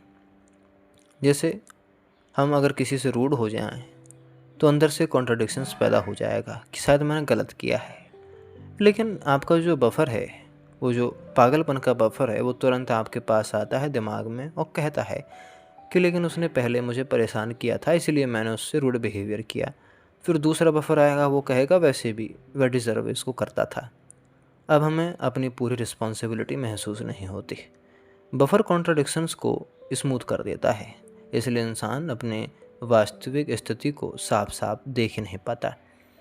अगर बफर्स लंबे समय से बने हुए हैं तो उन्हें अचानक हटाना अनकंफर्टेबल हो जाता है, क्योंकि इंसान को अपने बारे में कुछ ऐसी चीज़ें दिखाई दे देती हैं जिन्हें वह देखना नहीं चाहता। जैसे हम खुद को बहुत पेशेंट मानते हैं, लेकिन ऑब्जर्वेशन से पता चला है कि हम केवल तब पेशेंट होते हैं जब चीज़ें तुम्हारी इच्छा के अनुसार चल रही होती हैं। यह डिस्कवरी अनकंफर्टेबल हो सकती है, लेकिन फोर्थ वे के अनुसार अनकंफर्टेबल ट्रुथ को देखना डेवलपमेंट का एक नया निशान होता है। हमारे अंदर अलग अलग डिज़ायर्स एक दूसरे से लड़ रही हैं। जैसे एक आई कहता है कि मुझे कुछ करना है, दूसरा कहता है कि मुझे आराम करना है और तीसरा कहता है कि मुझे कुछ देखना है और कहीं जाना है। मैंने यह फ्रेगमेंटेशन इनर डिसहार्मोनी का एक रूप बताया है। ये जो बिखराव है वह आपकी अंदर की डिसहार्मोनी है, असामंजस्य को बढ़ावा देता है। देखिए, हमें हैप्पीनेस और इनर बैलेंस को साथ लेके चलना है। सामान्यतः हम सोचते हैं कि जब मेरी सारी इच्छाएं पूरी होंगी तब मैं खुश हो जाऊंगा, लेकिन अगर इच्छाएं लगातार बदलती रहती हैं तो हैप्पीनेस भी अनस्टेबल होगी। अब इसका पर्सपेक्टिव यह है कि डीपर स्टेबिलिटी के लिए इंसान को अपने अंदर बैलेंस और कोहेरेंस विकसित करना होगा, यानी सत्य से सामना करने की एबिलिटी को विकसित करना होगा। मतलब हर मोमेंट की इच्छा के पीछे भागना इनर बैलेंस नहीं होता है। आपको एक बैलेंस्ड ज़िंदगी जीनी होगी। मैं कैसे जानूं कि कोई बात सच है? कई लोगों ने पूछा है। देखिए, फोर्थ वे में केवल टीचर ने कहा है इसलिए सच है, इस बात का मैं आपको नहीं मानता कि आपको ये सत्य मानना चाहिए। इसके बजाय इंसान को ऑब्जर्व करें, टेस्ट करें, कंपेयर करें और उसको एक्सपीरियंस करना चाहिए। अगर टीचिंग कहती है कि हम अक्सर अपने इमोशंस से आइडेंटिफाई होते हैं, तो इसे अपने ऊपर ऑब्जर्व करें। किसी क्रिटिसिज्म के साथ देखें और किसी प्रेज के समय इसको देखें और किसी आर्गुमेंट के समय भी इसको देखें। फिर स्वयं को देखो कि स्टेटमेंट तुम्हारे अनुभव में किस हद तक सही बैठती है। सेल्फ स्टडी तभी संभव होती है जब इंसान अपने बारे में अनकंफर्टेबल फैक्ट्स को भी स्वीकार कर सके। जैसे गलत ऑब्जर्वेशन ये होती है कि मैं बहुत डिसिप्लिन्ड हूँ। सही ऑब्जर्वेशन तो बल्कि ये होगी कि मैं कुछ चीज़ों में डिसिप्लिन्ड हूँ, लेकिन जब मुझे काम बोरिंग लगता है तो मेरा टेंशन जल्दी टूट जाता है। दूसरा स्टेटमेंट ज़्यादा यूज़फुल है क्योंकि उसमें वास्तविक ऑब्जर्वेशन होती है। पार्ट 8। देखिए, आप जिस यूनिवर्स में मौजूद हैं उसमें आपकी जगह क्या है। इंसान को समझने के लिए केवल साइकोलॉजी काफ़ी नहीं होती, हमें उन लॉस और स्किल्स को भी समझना पड़ता है जिनके अंदर इंसान मौजूद होता है। हमारी इंद्रियां और हमारा ऑर्डिनरी माइंड सीमित है, ये कड़वा सच है और हमें मानना पड़ेगा। जिसे हम आँखों से केवल इलेक्ट्रोमैग्नेटिक स्पेक्ट्रम्स का बहुत छोटा सा हिस्सा देखते हैं, हम कानों से भी वाइब्रेशंस की पूरी रेंज नहीं सुन सकते। इसलिए जो आपको दिखाई नहीं देता वह मौजूद नहीं है। यह जो कंक्लूजन है वो गलत होगा। फोर्थ वे में इसे साइकोलॉजिकल लेवल पर समझा जाता है। हम अपने अंदर भी बहुत कुछ नहीं देखते, ऑटोमेटिक थॉट्स को नहीं देखते, अलग अलग मैं को नहीं देख पाते और हमारे अंदर जो मोटिव्स हैं, हिडन मोटिव्स हैं, वो भी ओझल हो जाते हैं। इसलिए परसेप्शन की लिमिटेशन केवल बाहरी यूनिवर्स की समस्या नहीं होती है, यह आपके आत्मज्ञान की भी समस्या होती है। Knowledge is not knowledge of all, यानी कि जो आपका ज्ञान है वो हमेशा ज्ञान नहीं होता है। इसका मतलब यह नहीं कि एक इंसान यूनिवर्स की हर इन्फॉर्मेशन याद कर सकता है। देखिए, आइडिया यह है कि चीज़ों को उनके रिलेशनशिप्स और लॉज में समझना बहुत ज़्यादा ज़रूरी होता है। जैसे अगर हम किसी पेड़ को समझना चाहते हैं तो सिर्फ उसका नाम जानना इनफ नहीं होगा, हमें देखना होगा कि उसका बीज कैसा है, उसकी मिट्टी कैसी है, पानी, सूर्य, वातावरण और उसकी वृद्धि कैसे हो रही है। यानी चीज़ें अकेली नहीं होती, वे एक बड़े सिस्टम का हिस्सा होते हैं। देखिए, रिलेटिविटी और स्केल, इसे बहुत सरल एग्जाम्पल से समझने की कोशिश करते हैं क्योंकि यह हमारे ज़िंदगी का एक बहुत महत्वपूर्ण हिस्सा है। एक इंसान के लिए एक साल बहुत लंबा समय होता है, लेकिन पृथ्वी के जियोलॉजिकल हिस्ट्री के सामने ये एक साल बहुत छोटा है। इसी तरह एक सेल के लिए हमारा शरीर बहुत ज़्यादा बड़ा है, लेकिन एक अर्थ के स्केल पर इंसान एक बहुत ज़्यादा छोटा जीव है। और कॉस्मिक स्केल पर तो अर्थ एक बहुत ही छोटी है, एक धूल के कण के बराबर, शायद एक धूल के कण का 1000वां हिस्सा। इसलिए किसी चीज़ का महत्व उसके स्केल पर निर्भर करता है। देखिए, यह आइडिया इंसान के ईगो पर भी लागू होता है। हम अपनी छोटी पर्सनल प्रॉब्लम्स को कभी कभी पूरे यूनिवर्स जितना बड़ा महसूस करने लगते हैं। कॉस्मिक स्केल उन्हें एक अलग पर्सपेक्टिव दे सकता है। देखिए, हमारे पास 3 फोर्सेस होती हैं, लॉ ऑफ 3। पहला है एक्टिव फोर्स, जो कुछ करने की कोशिश करती है, और दूसरा है पैसिव फोर्स, जो रेजिस्टेंस पैदा करती है, टकराव पैदा करती है, और तीसरा है न्यूट्रलाइजिंग फोर्स। ये दोनों के बीच रिलेशनशिप को नया परिणाम पैदा करने देती है। इसे एक सामान्य एग्जाम्पल से समझने की कोशिश करते हैं। जैसे अगर हम कुछ करना चाहते हैं तो एक्टिव फोर्स होगी कि आपको उसको करना है, पैसिव फोर्स होगी कि आपको उसमें थोड़ा मज़ा नहीं आएगा, आप वहाँ जाना चाहेंगे लेकिन आपको मज़ा नहीं आएगा, और तीसरी जो फोर्स होगी वो होगी तुम्हारा कॉन्शियस डिसीजन कि तुम थोड़ी देर ध्यान लगाकर कुछ काम करोगे। इससे प्रोसेस आगे बढ़ जाता है। लेकिन जो थर्ड फोर्स होती है न्यूट्रलाइजिंग, हमें दिखाई नहीं पड़ती। मतलब हम अक्सर केवल दो साइड्स देखते हैं, जैसे वह सही है और मैं गलत हूँ, या मैं सही हूँ या वह गलत है। लेकिन तीसरी पॉसिबिलिटी आखिरकार है क्या?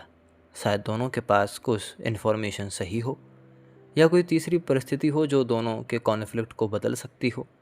यानी ऑर्डिनरी थिंकिंग अक्सर ये कहती है कि ए का मुकाबला बी से होगा, और ये इसमें ही फंस के रह जाती है।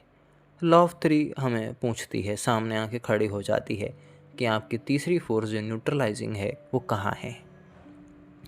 देखिए, इससे आगे, तीसरी फोर्स से आगे हमारे पास लॉ ऑफ सेवन है। इसे समझने के लिए मैंने म्यूजिकल ऑक्टेव से इसको जोड़ने की कोशिश की है। जैसे संगीत में डो रे मी फा सोल ला सी दो, ये एक ऑक्टेव बनता है। फोर्थ वे में यह आइडिया है कि बहुत सी प्रोसेस सीधी स्मूथ लाइन में नहीं चलती, उनमें इंटरवल्स आते रहते हैं, उनके बीच में गैप होते हैं। मान लो कि हमने कोई काम शुरू किया है, पहले बहुत मोटिवेशन होगा, फिर प्रोग्रेस होगी, और फिर कुछ समय बाद मोटिवेशन कम हो जाएगा। यही एक इंटरवल जैसा मोमेंट आ जाएगा। अगर हम कॉन्शियस नहीं होंगे तो प्रोसेस टूट जाता है। जैसे हमने तय किया है कि मैं रोज़ ये काम करूँगा। पहले 3 दिन बहुत ज़्यादा मोटिवेशन होता है, चौथे दिन थकान होती है, और 5वें दिन हम उसको छोड़ देते हैं, त्याग देते हैं, और छठे दिन पूरा रूटीन टूट जाता है। मेरे अनुसार ये प्रोसेस के बीच आने वाले इंटरवल्स को पहचानना बहुत ज़्यादा ज़रूरी है। एस्केंडिंग किसी प्रोसेस का हायर डायरेक्शन में डेवलप होना होता है, और डेस्केंडिंग का मतलब होता है किसी प्रोसेस का लोअर डायरेक्शन में अनफोल्ड हो जाना। लेकिन दोनों में इंटरवल्स और फोर्सेस का इंटरेक्शन तो होता ही है, इसलिए कोई प्रोसेस हमेशा परफेक्टली स्ट्रेट लाइन में नहीं चलती है। अब मैं आपको एक सबसे बड़ा कॉन्सेप्ट बताना चाहता हूँ, रे ऑफ क्रिएशन। ये मेरा एक मॉडल है। इसका उद्देश्य दिखाना है कि यूनिवर्स को अलग अलग लेवल्स या स्केल में कैसे देखा जा सकता है। ये एक सिंप्लीफाइड रूप है। क्या एब्सोल्यूट से ऑल वर्ल्ड्स, ऑल वर्ल्ड से अवर वर्ल्ड यानी हमारा संसार, हमारे संसार से सूर्य, और सूर्य से ग्रह, ग्रह से हमारे पृथ्वी, और पृथ्वी से हमारा चंद्रमा। यह एग्जैक्ट साइंटिफिक एस्ट्रोनॉमी का डायग्राम नहीं है, लेकिन यह मेरे फोर्थ वे का कॉस्मोलॉजिकल मॉडल है। रे ऑफ क्रिएशन की शुरुआत एब्सोल्यूट से होती है, जो संपूर्ण है, उसके आगे कोई नहीं है। फोर्थ वे की टर्मिनोलॉजी में एब्सोल्यूट का अर्थ अल्टीमेट सोर्स या टोटलिटी है। इसके बारे में ऑर्डिनरी ह्यूमन थिंकिंग यानी सामान्य मानवीय बुद्धि पूरी तरह से इसमें बात करना कठिन मानेगी, क्योंकि जैसे जैसे क्रिएशन नीचे की ओर आती है, लॉस की संख्या बढ़ती जाती है और फ्रीडम घट जाती है। यही मॉडल का एक मुख्य आइडिया है। नीचे जाते जाते हमारे लॉस बढ़ते हैं, और ये बहुत ज़्यादा ज़रूरी है। ऊपर कम लॉस होंगे, लेकिन नीचे ज़्यादा लॉस होंगे। यानी किसी लोअर लेवल की एंटिटी पर ज़्यादा कंस्ट्रेंट्स होते हैं, ज़्यादा सीमितपन होता है। इस आइडिया को इंसान पर लागू करें ज़रा थोड़े समय के लिए। जैसे एक इंसान जितना मैकेनिकल है, उसके अंदर हैबिट्स, सोशल प्रेशर, इमोशंस उतना ही फोर्सेस से गवर्नड होंगे। कॉन्शियस डेवलपमेंट का उद्देश्य होता है मैकेनिकल लॉस के प्रभाव से धीरे धीरे ज़्यादा फ्रीडम की दिशा में आगे बढ़ना। मैंने कॉस्मोलॉजी में अर्थ पर ऑर्गेनिक लाइफ को यूनिवर्स के लार्जर प्रोसेस का हिस्सा माना है। मतलब पेड़, जानवर और इंसान केवल अलग ऑब्जेक्ट नहीं होते हैं, वे कॉस्मिक प्रोसेस में एक फंक्शन निभाने की कोशिश करते हैं। मैं कहता हूँ कि ऑर्गेनिक लाइफ मून को फीड कर रही है। इसे लिटरल साइंटिफिक फैक्ट नहीं समझना चाहिए, लेकिन यह एक इsoteric कॉस्मोलॉजिकल मॉडल का हिस्सा है। ये एक ऐसे मॉडल का हिस्सा है जो बहुत ही ज़्यादा गूढ़ है, और बहुत ही कम पर्सनैलिटीज़ ने इसको समझने पर जोर दिया है और उसको समझे हैं। इस मॉडल में पृथ्वी की जो ऑर्गेनिक लाइफ है, उससे उत्पन्न एनर्जीज कॉस्मिक प्रोसेस में आगे जाती हैं। इसलिए फीडिंग द मून यानी मून को खाना दो का मतलब उस सिस्टम के भीतर एनर्जी ट्रांसमिशन से जुड़ा हुआ होता है। लेकिन यहाँ सावधानी बरतना जरूरी है। मून का एक साइकोलॉजिकल मतलब भी होता है। यह आधुनिक एस्ट्रोनॉमी या साइकोलॉजी का एस्टेब्लिश साइंटिफिक कंक्लूजन तो नहीं है, लेकिन यह कॉस्मोलॉजी की एक लैंग्वेज है। इस सिस्टम में चांद को उस मैकेनिकल लेवल से जोड़ा जाता है जहाँ शक्तियाँ इंसान को प्रभावित करती हैं। इसलिए ये लेसन यह है कि इंसान जितना मैकेनिकल होगा उतना ही वह बाहरी और आंतरिक फोर्सेस के अधीन होगा, उसके ऑपरेशन में होगा। कॉस्मिक इन्फ्लुएंसेस और स्टेट ऑफ बीइंग के बीच एक अलग अंतर होता है। देखिए, इसका मतलब है कि फोर्थ वे के अनुसार हर इंसान समान तरीके से प्रभाव को रिसीव नहीं करता। दो लोगों को एक ही परिस्थिति मिल सकती है। एक इंसान मैकेनिकली रिएक्ट कर सकता है और दूसरा वाइजली उस चीज़ को देख सकता है, वो बुद्धिमत्ता से निर्णय कर सकता है। इसलिए हमारा जो बाहरी प्रभाव होता है और जो इंसान की इनर स्टेट होती है, वो मिलकर परिणाम बनाने की कोशिश करते हैं। अब सवाल यह है कि क्या हम लॉस के नीचे हमेशा मैकेनिकल बने रहेंगे? देखिए, कुछ हद तक डेवलपमेंट संभव है, लेकिन आज़ादी का मतलब ये नहीं है कि अब मुझ पर कोई लॉ लागू नहीं होगा, नहीं। बल्कि जैसे कॉन्शियसनेस बढ़ती है, इंसान कुछ मैकेनिकल लॉज के प्रभाव से अधिक ज़्यादा स्वतंत्र हो जाता है। इंसान खुद को यूनिवर्स का सेंटर समझता है, लेकिन उसे लार्जर पिक्चर में हमें रखना होगा। उसे हमने व्यक्तिगत से इन मानवता की ओर ले जाना होगा, फिर ऑर्गेनिक लाइफ की ओर ले जाना होगा, फिर अर्थ तक, और ऐसे करते हमें बहुत बड़े ब्रह्मांड की तरफ उसे ले जाना होगा। इससे पर्सपेक्टिव बदल जाता है। हम आइसोलेटेड इंडिविजुअल नहीं रह जाते, हम एक बहुत बड़े नेटवर्क ऑफ रिलेशनशिप्स का हिस्सा बन जाते हैं। देखिए, हमें लॉस की स्टडी करने की ज़रूरत है। क्यों? क्योंकि इसका एक प्रैक्टिकल पर्पज़ होता है।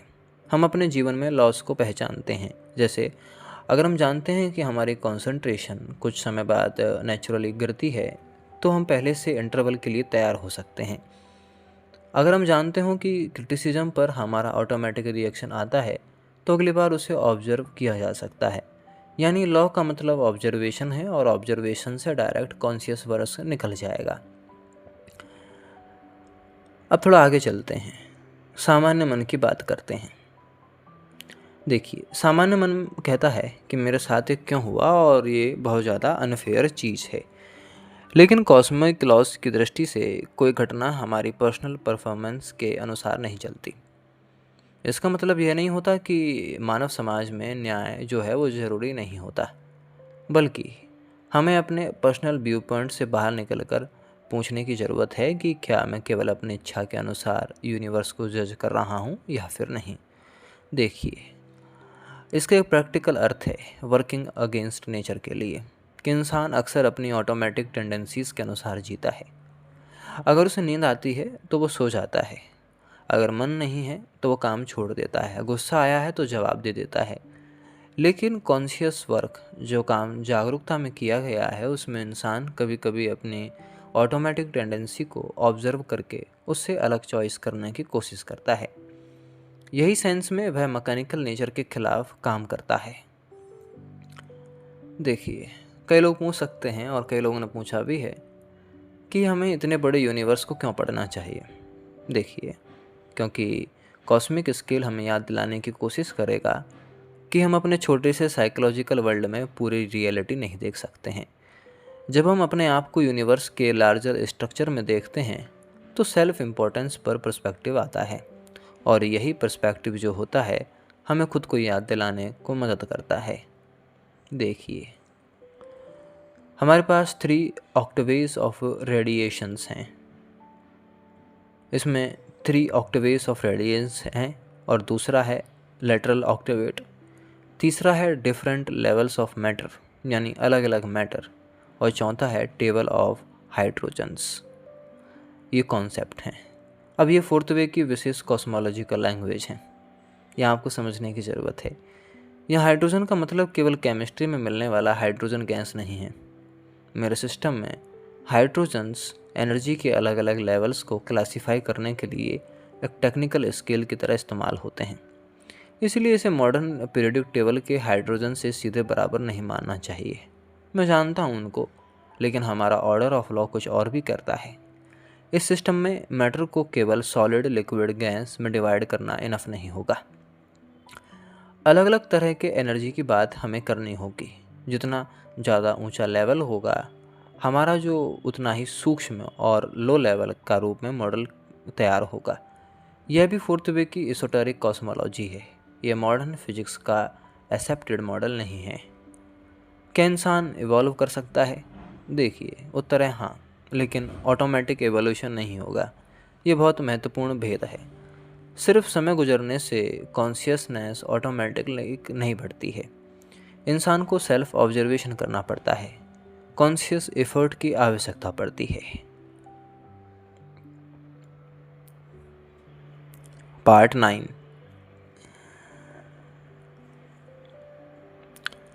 देखिए, हम केवल खाना ही नहीं खाते।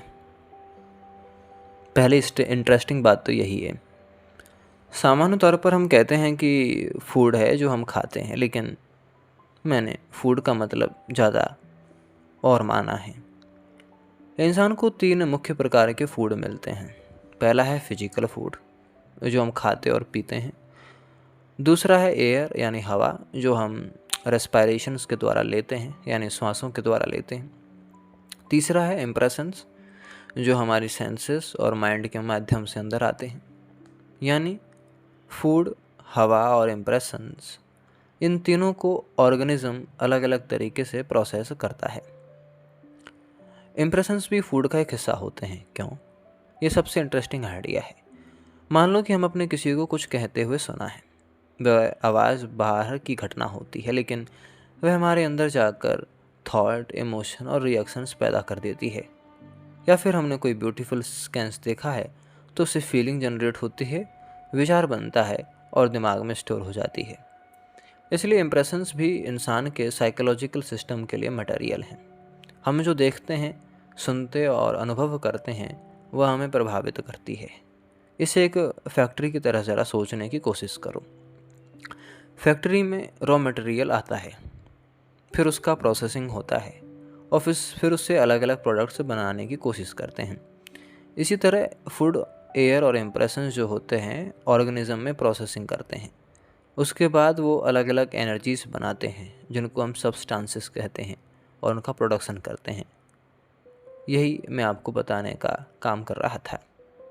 यहाँ ऑक्वेट का फिर देखिए पार्ट 8 के लॉ ऑफ 7 से जुड़ा हुआ है।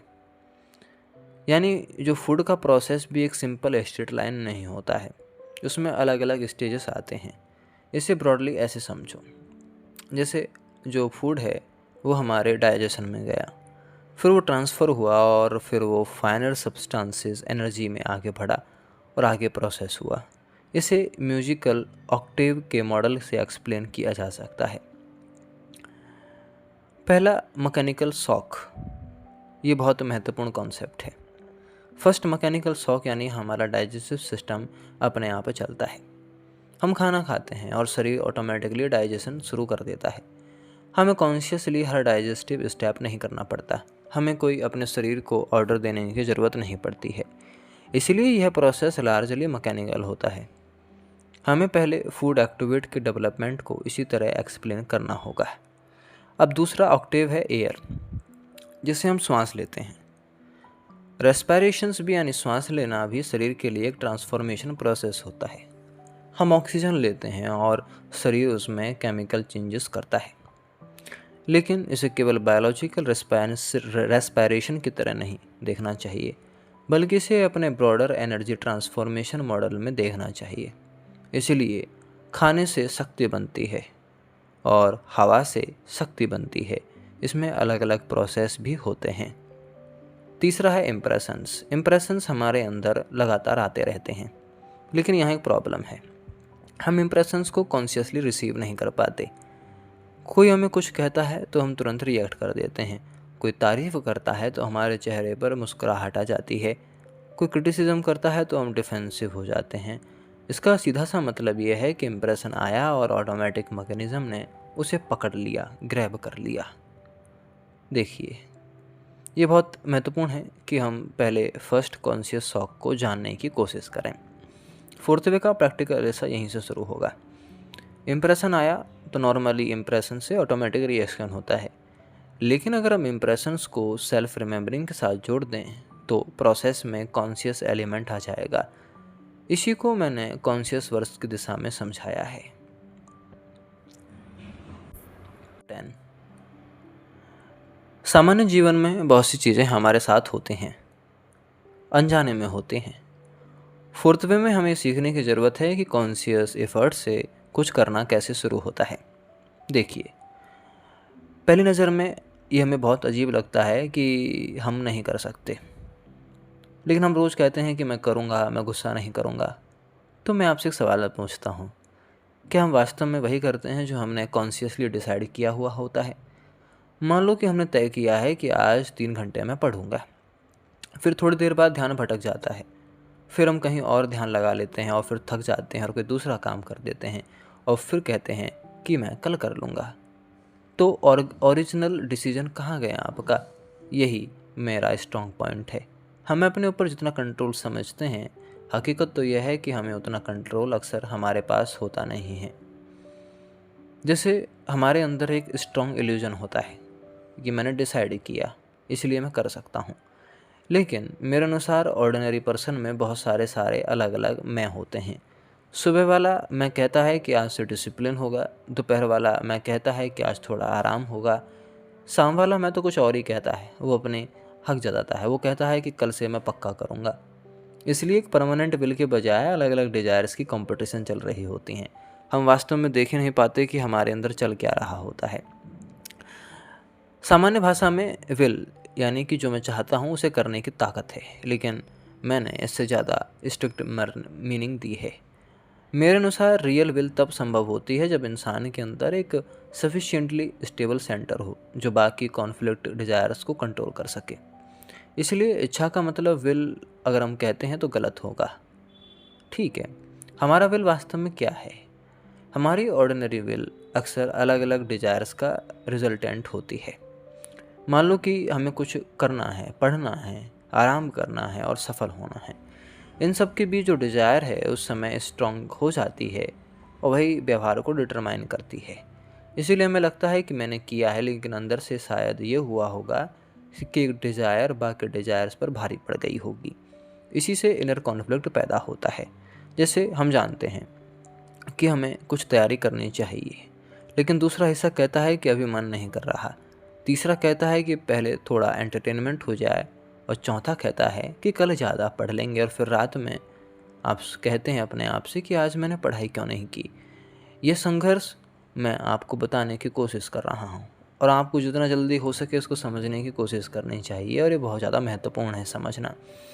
तो क्या हम कुछ नहीं कर सकते? नहीं। देखिए, मैं आपको एक ऐसे खाए में नहीं ढकेलना चाहता जिसमें कोई आशा ही ना हो, बल्कि मेरा पॉइंट थोड़ा उल्टा है। अगर हमें यह नहीं पता कि हम कितने मैकेनिकल हैं तो हम वास्तव में चेंज करना कभी शुरू नहीं कर सकते। पहला कदम है कि मैं कितना ऑटोमेटिकली चलता हूँ, इसे ऑनेस्टली देखना, फिर छोटे कॉन्शियस एफर्ट्स शुरू करना। Doing begins with know doing, यानी कि मतलब वास्तविक कॉन्शियस एक्शन कभी कभी पहले ऑटोमेटिक एक्शन को रोकने से शुरू होता है। मतलब कोई हमें इरिटेट करता है, ऑटोमेटिक होगा कि हम बोल देंगे उसको, कुछ भी जवाब दे देंगे, लेकिन एक क्षण रुको ज़रा। अगर मैं अभी रिएक्ट करने वाला हूँ और तुरंत रिएक्शन नहीं करते, अगर आप ऐसा सोचते हैं कि मैं अब रिएक्ट करने वाला हूँ इसके जवाब पे, तो वास्तव में शायद रिएक्शन आपके अंदर पैदा ही नहीं होगा। ये कुछ नहीं करने जैसा लगता है, लेकिन वास्तव में हमने पहली बार मैकेनिकल रिएक्शंस को बीच में रोक दिया होता है। यहीं से कॉन्शियस डूइंग शुरू हो जाती है। हमारे अंदर एक इनर डूइंग है। हम अक्सर सोचते हैं कि एक्शन का मतलब होता है बाहरी काम, पढ़ना, दौड़ना, लिखना, काम करना, लेकिन फोर्थ वे में इनर वर्क भी डूइंग है। जैसे अपने रिएक्शंस को देखना, नेगेटिव इमोशन को तुरंत एक्सप्रेस ना करना, और सेल्फ रिमेम्बरिंग करना और अपने जस्टिफिकेशन को पकड़ना। ये सब इनर एक्शंस के ही एक रूप हैं। सेल्फ रिमेम्बरिंग का मतलब होता है अपनी इच्छा को ट्रेनिंग करना। अगर हम ये कहते हैं कि मुझे सेल्फ रिमेम्बरिंग करनी है और ये कहकर हम भूल जाते हैं तो ये केवल एक आइडिया होगा। लेकिन अगर हम किसी दिन हमें अचानक याद आ जाए कि मैं अभी क्या कर रहा हूँ, मैं खुद को भूल गया था शायद, तो हम अपना अटेंशन वापस ले लेते हैं। तो हम विल की एक्सरसाइज कर रहे होते हैं। इसलिए हमें सेल्फ रिमेम्बरिंग और विल का कनेक्शन बहुत ज़्यादा महत्वपूर्ण है समझना।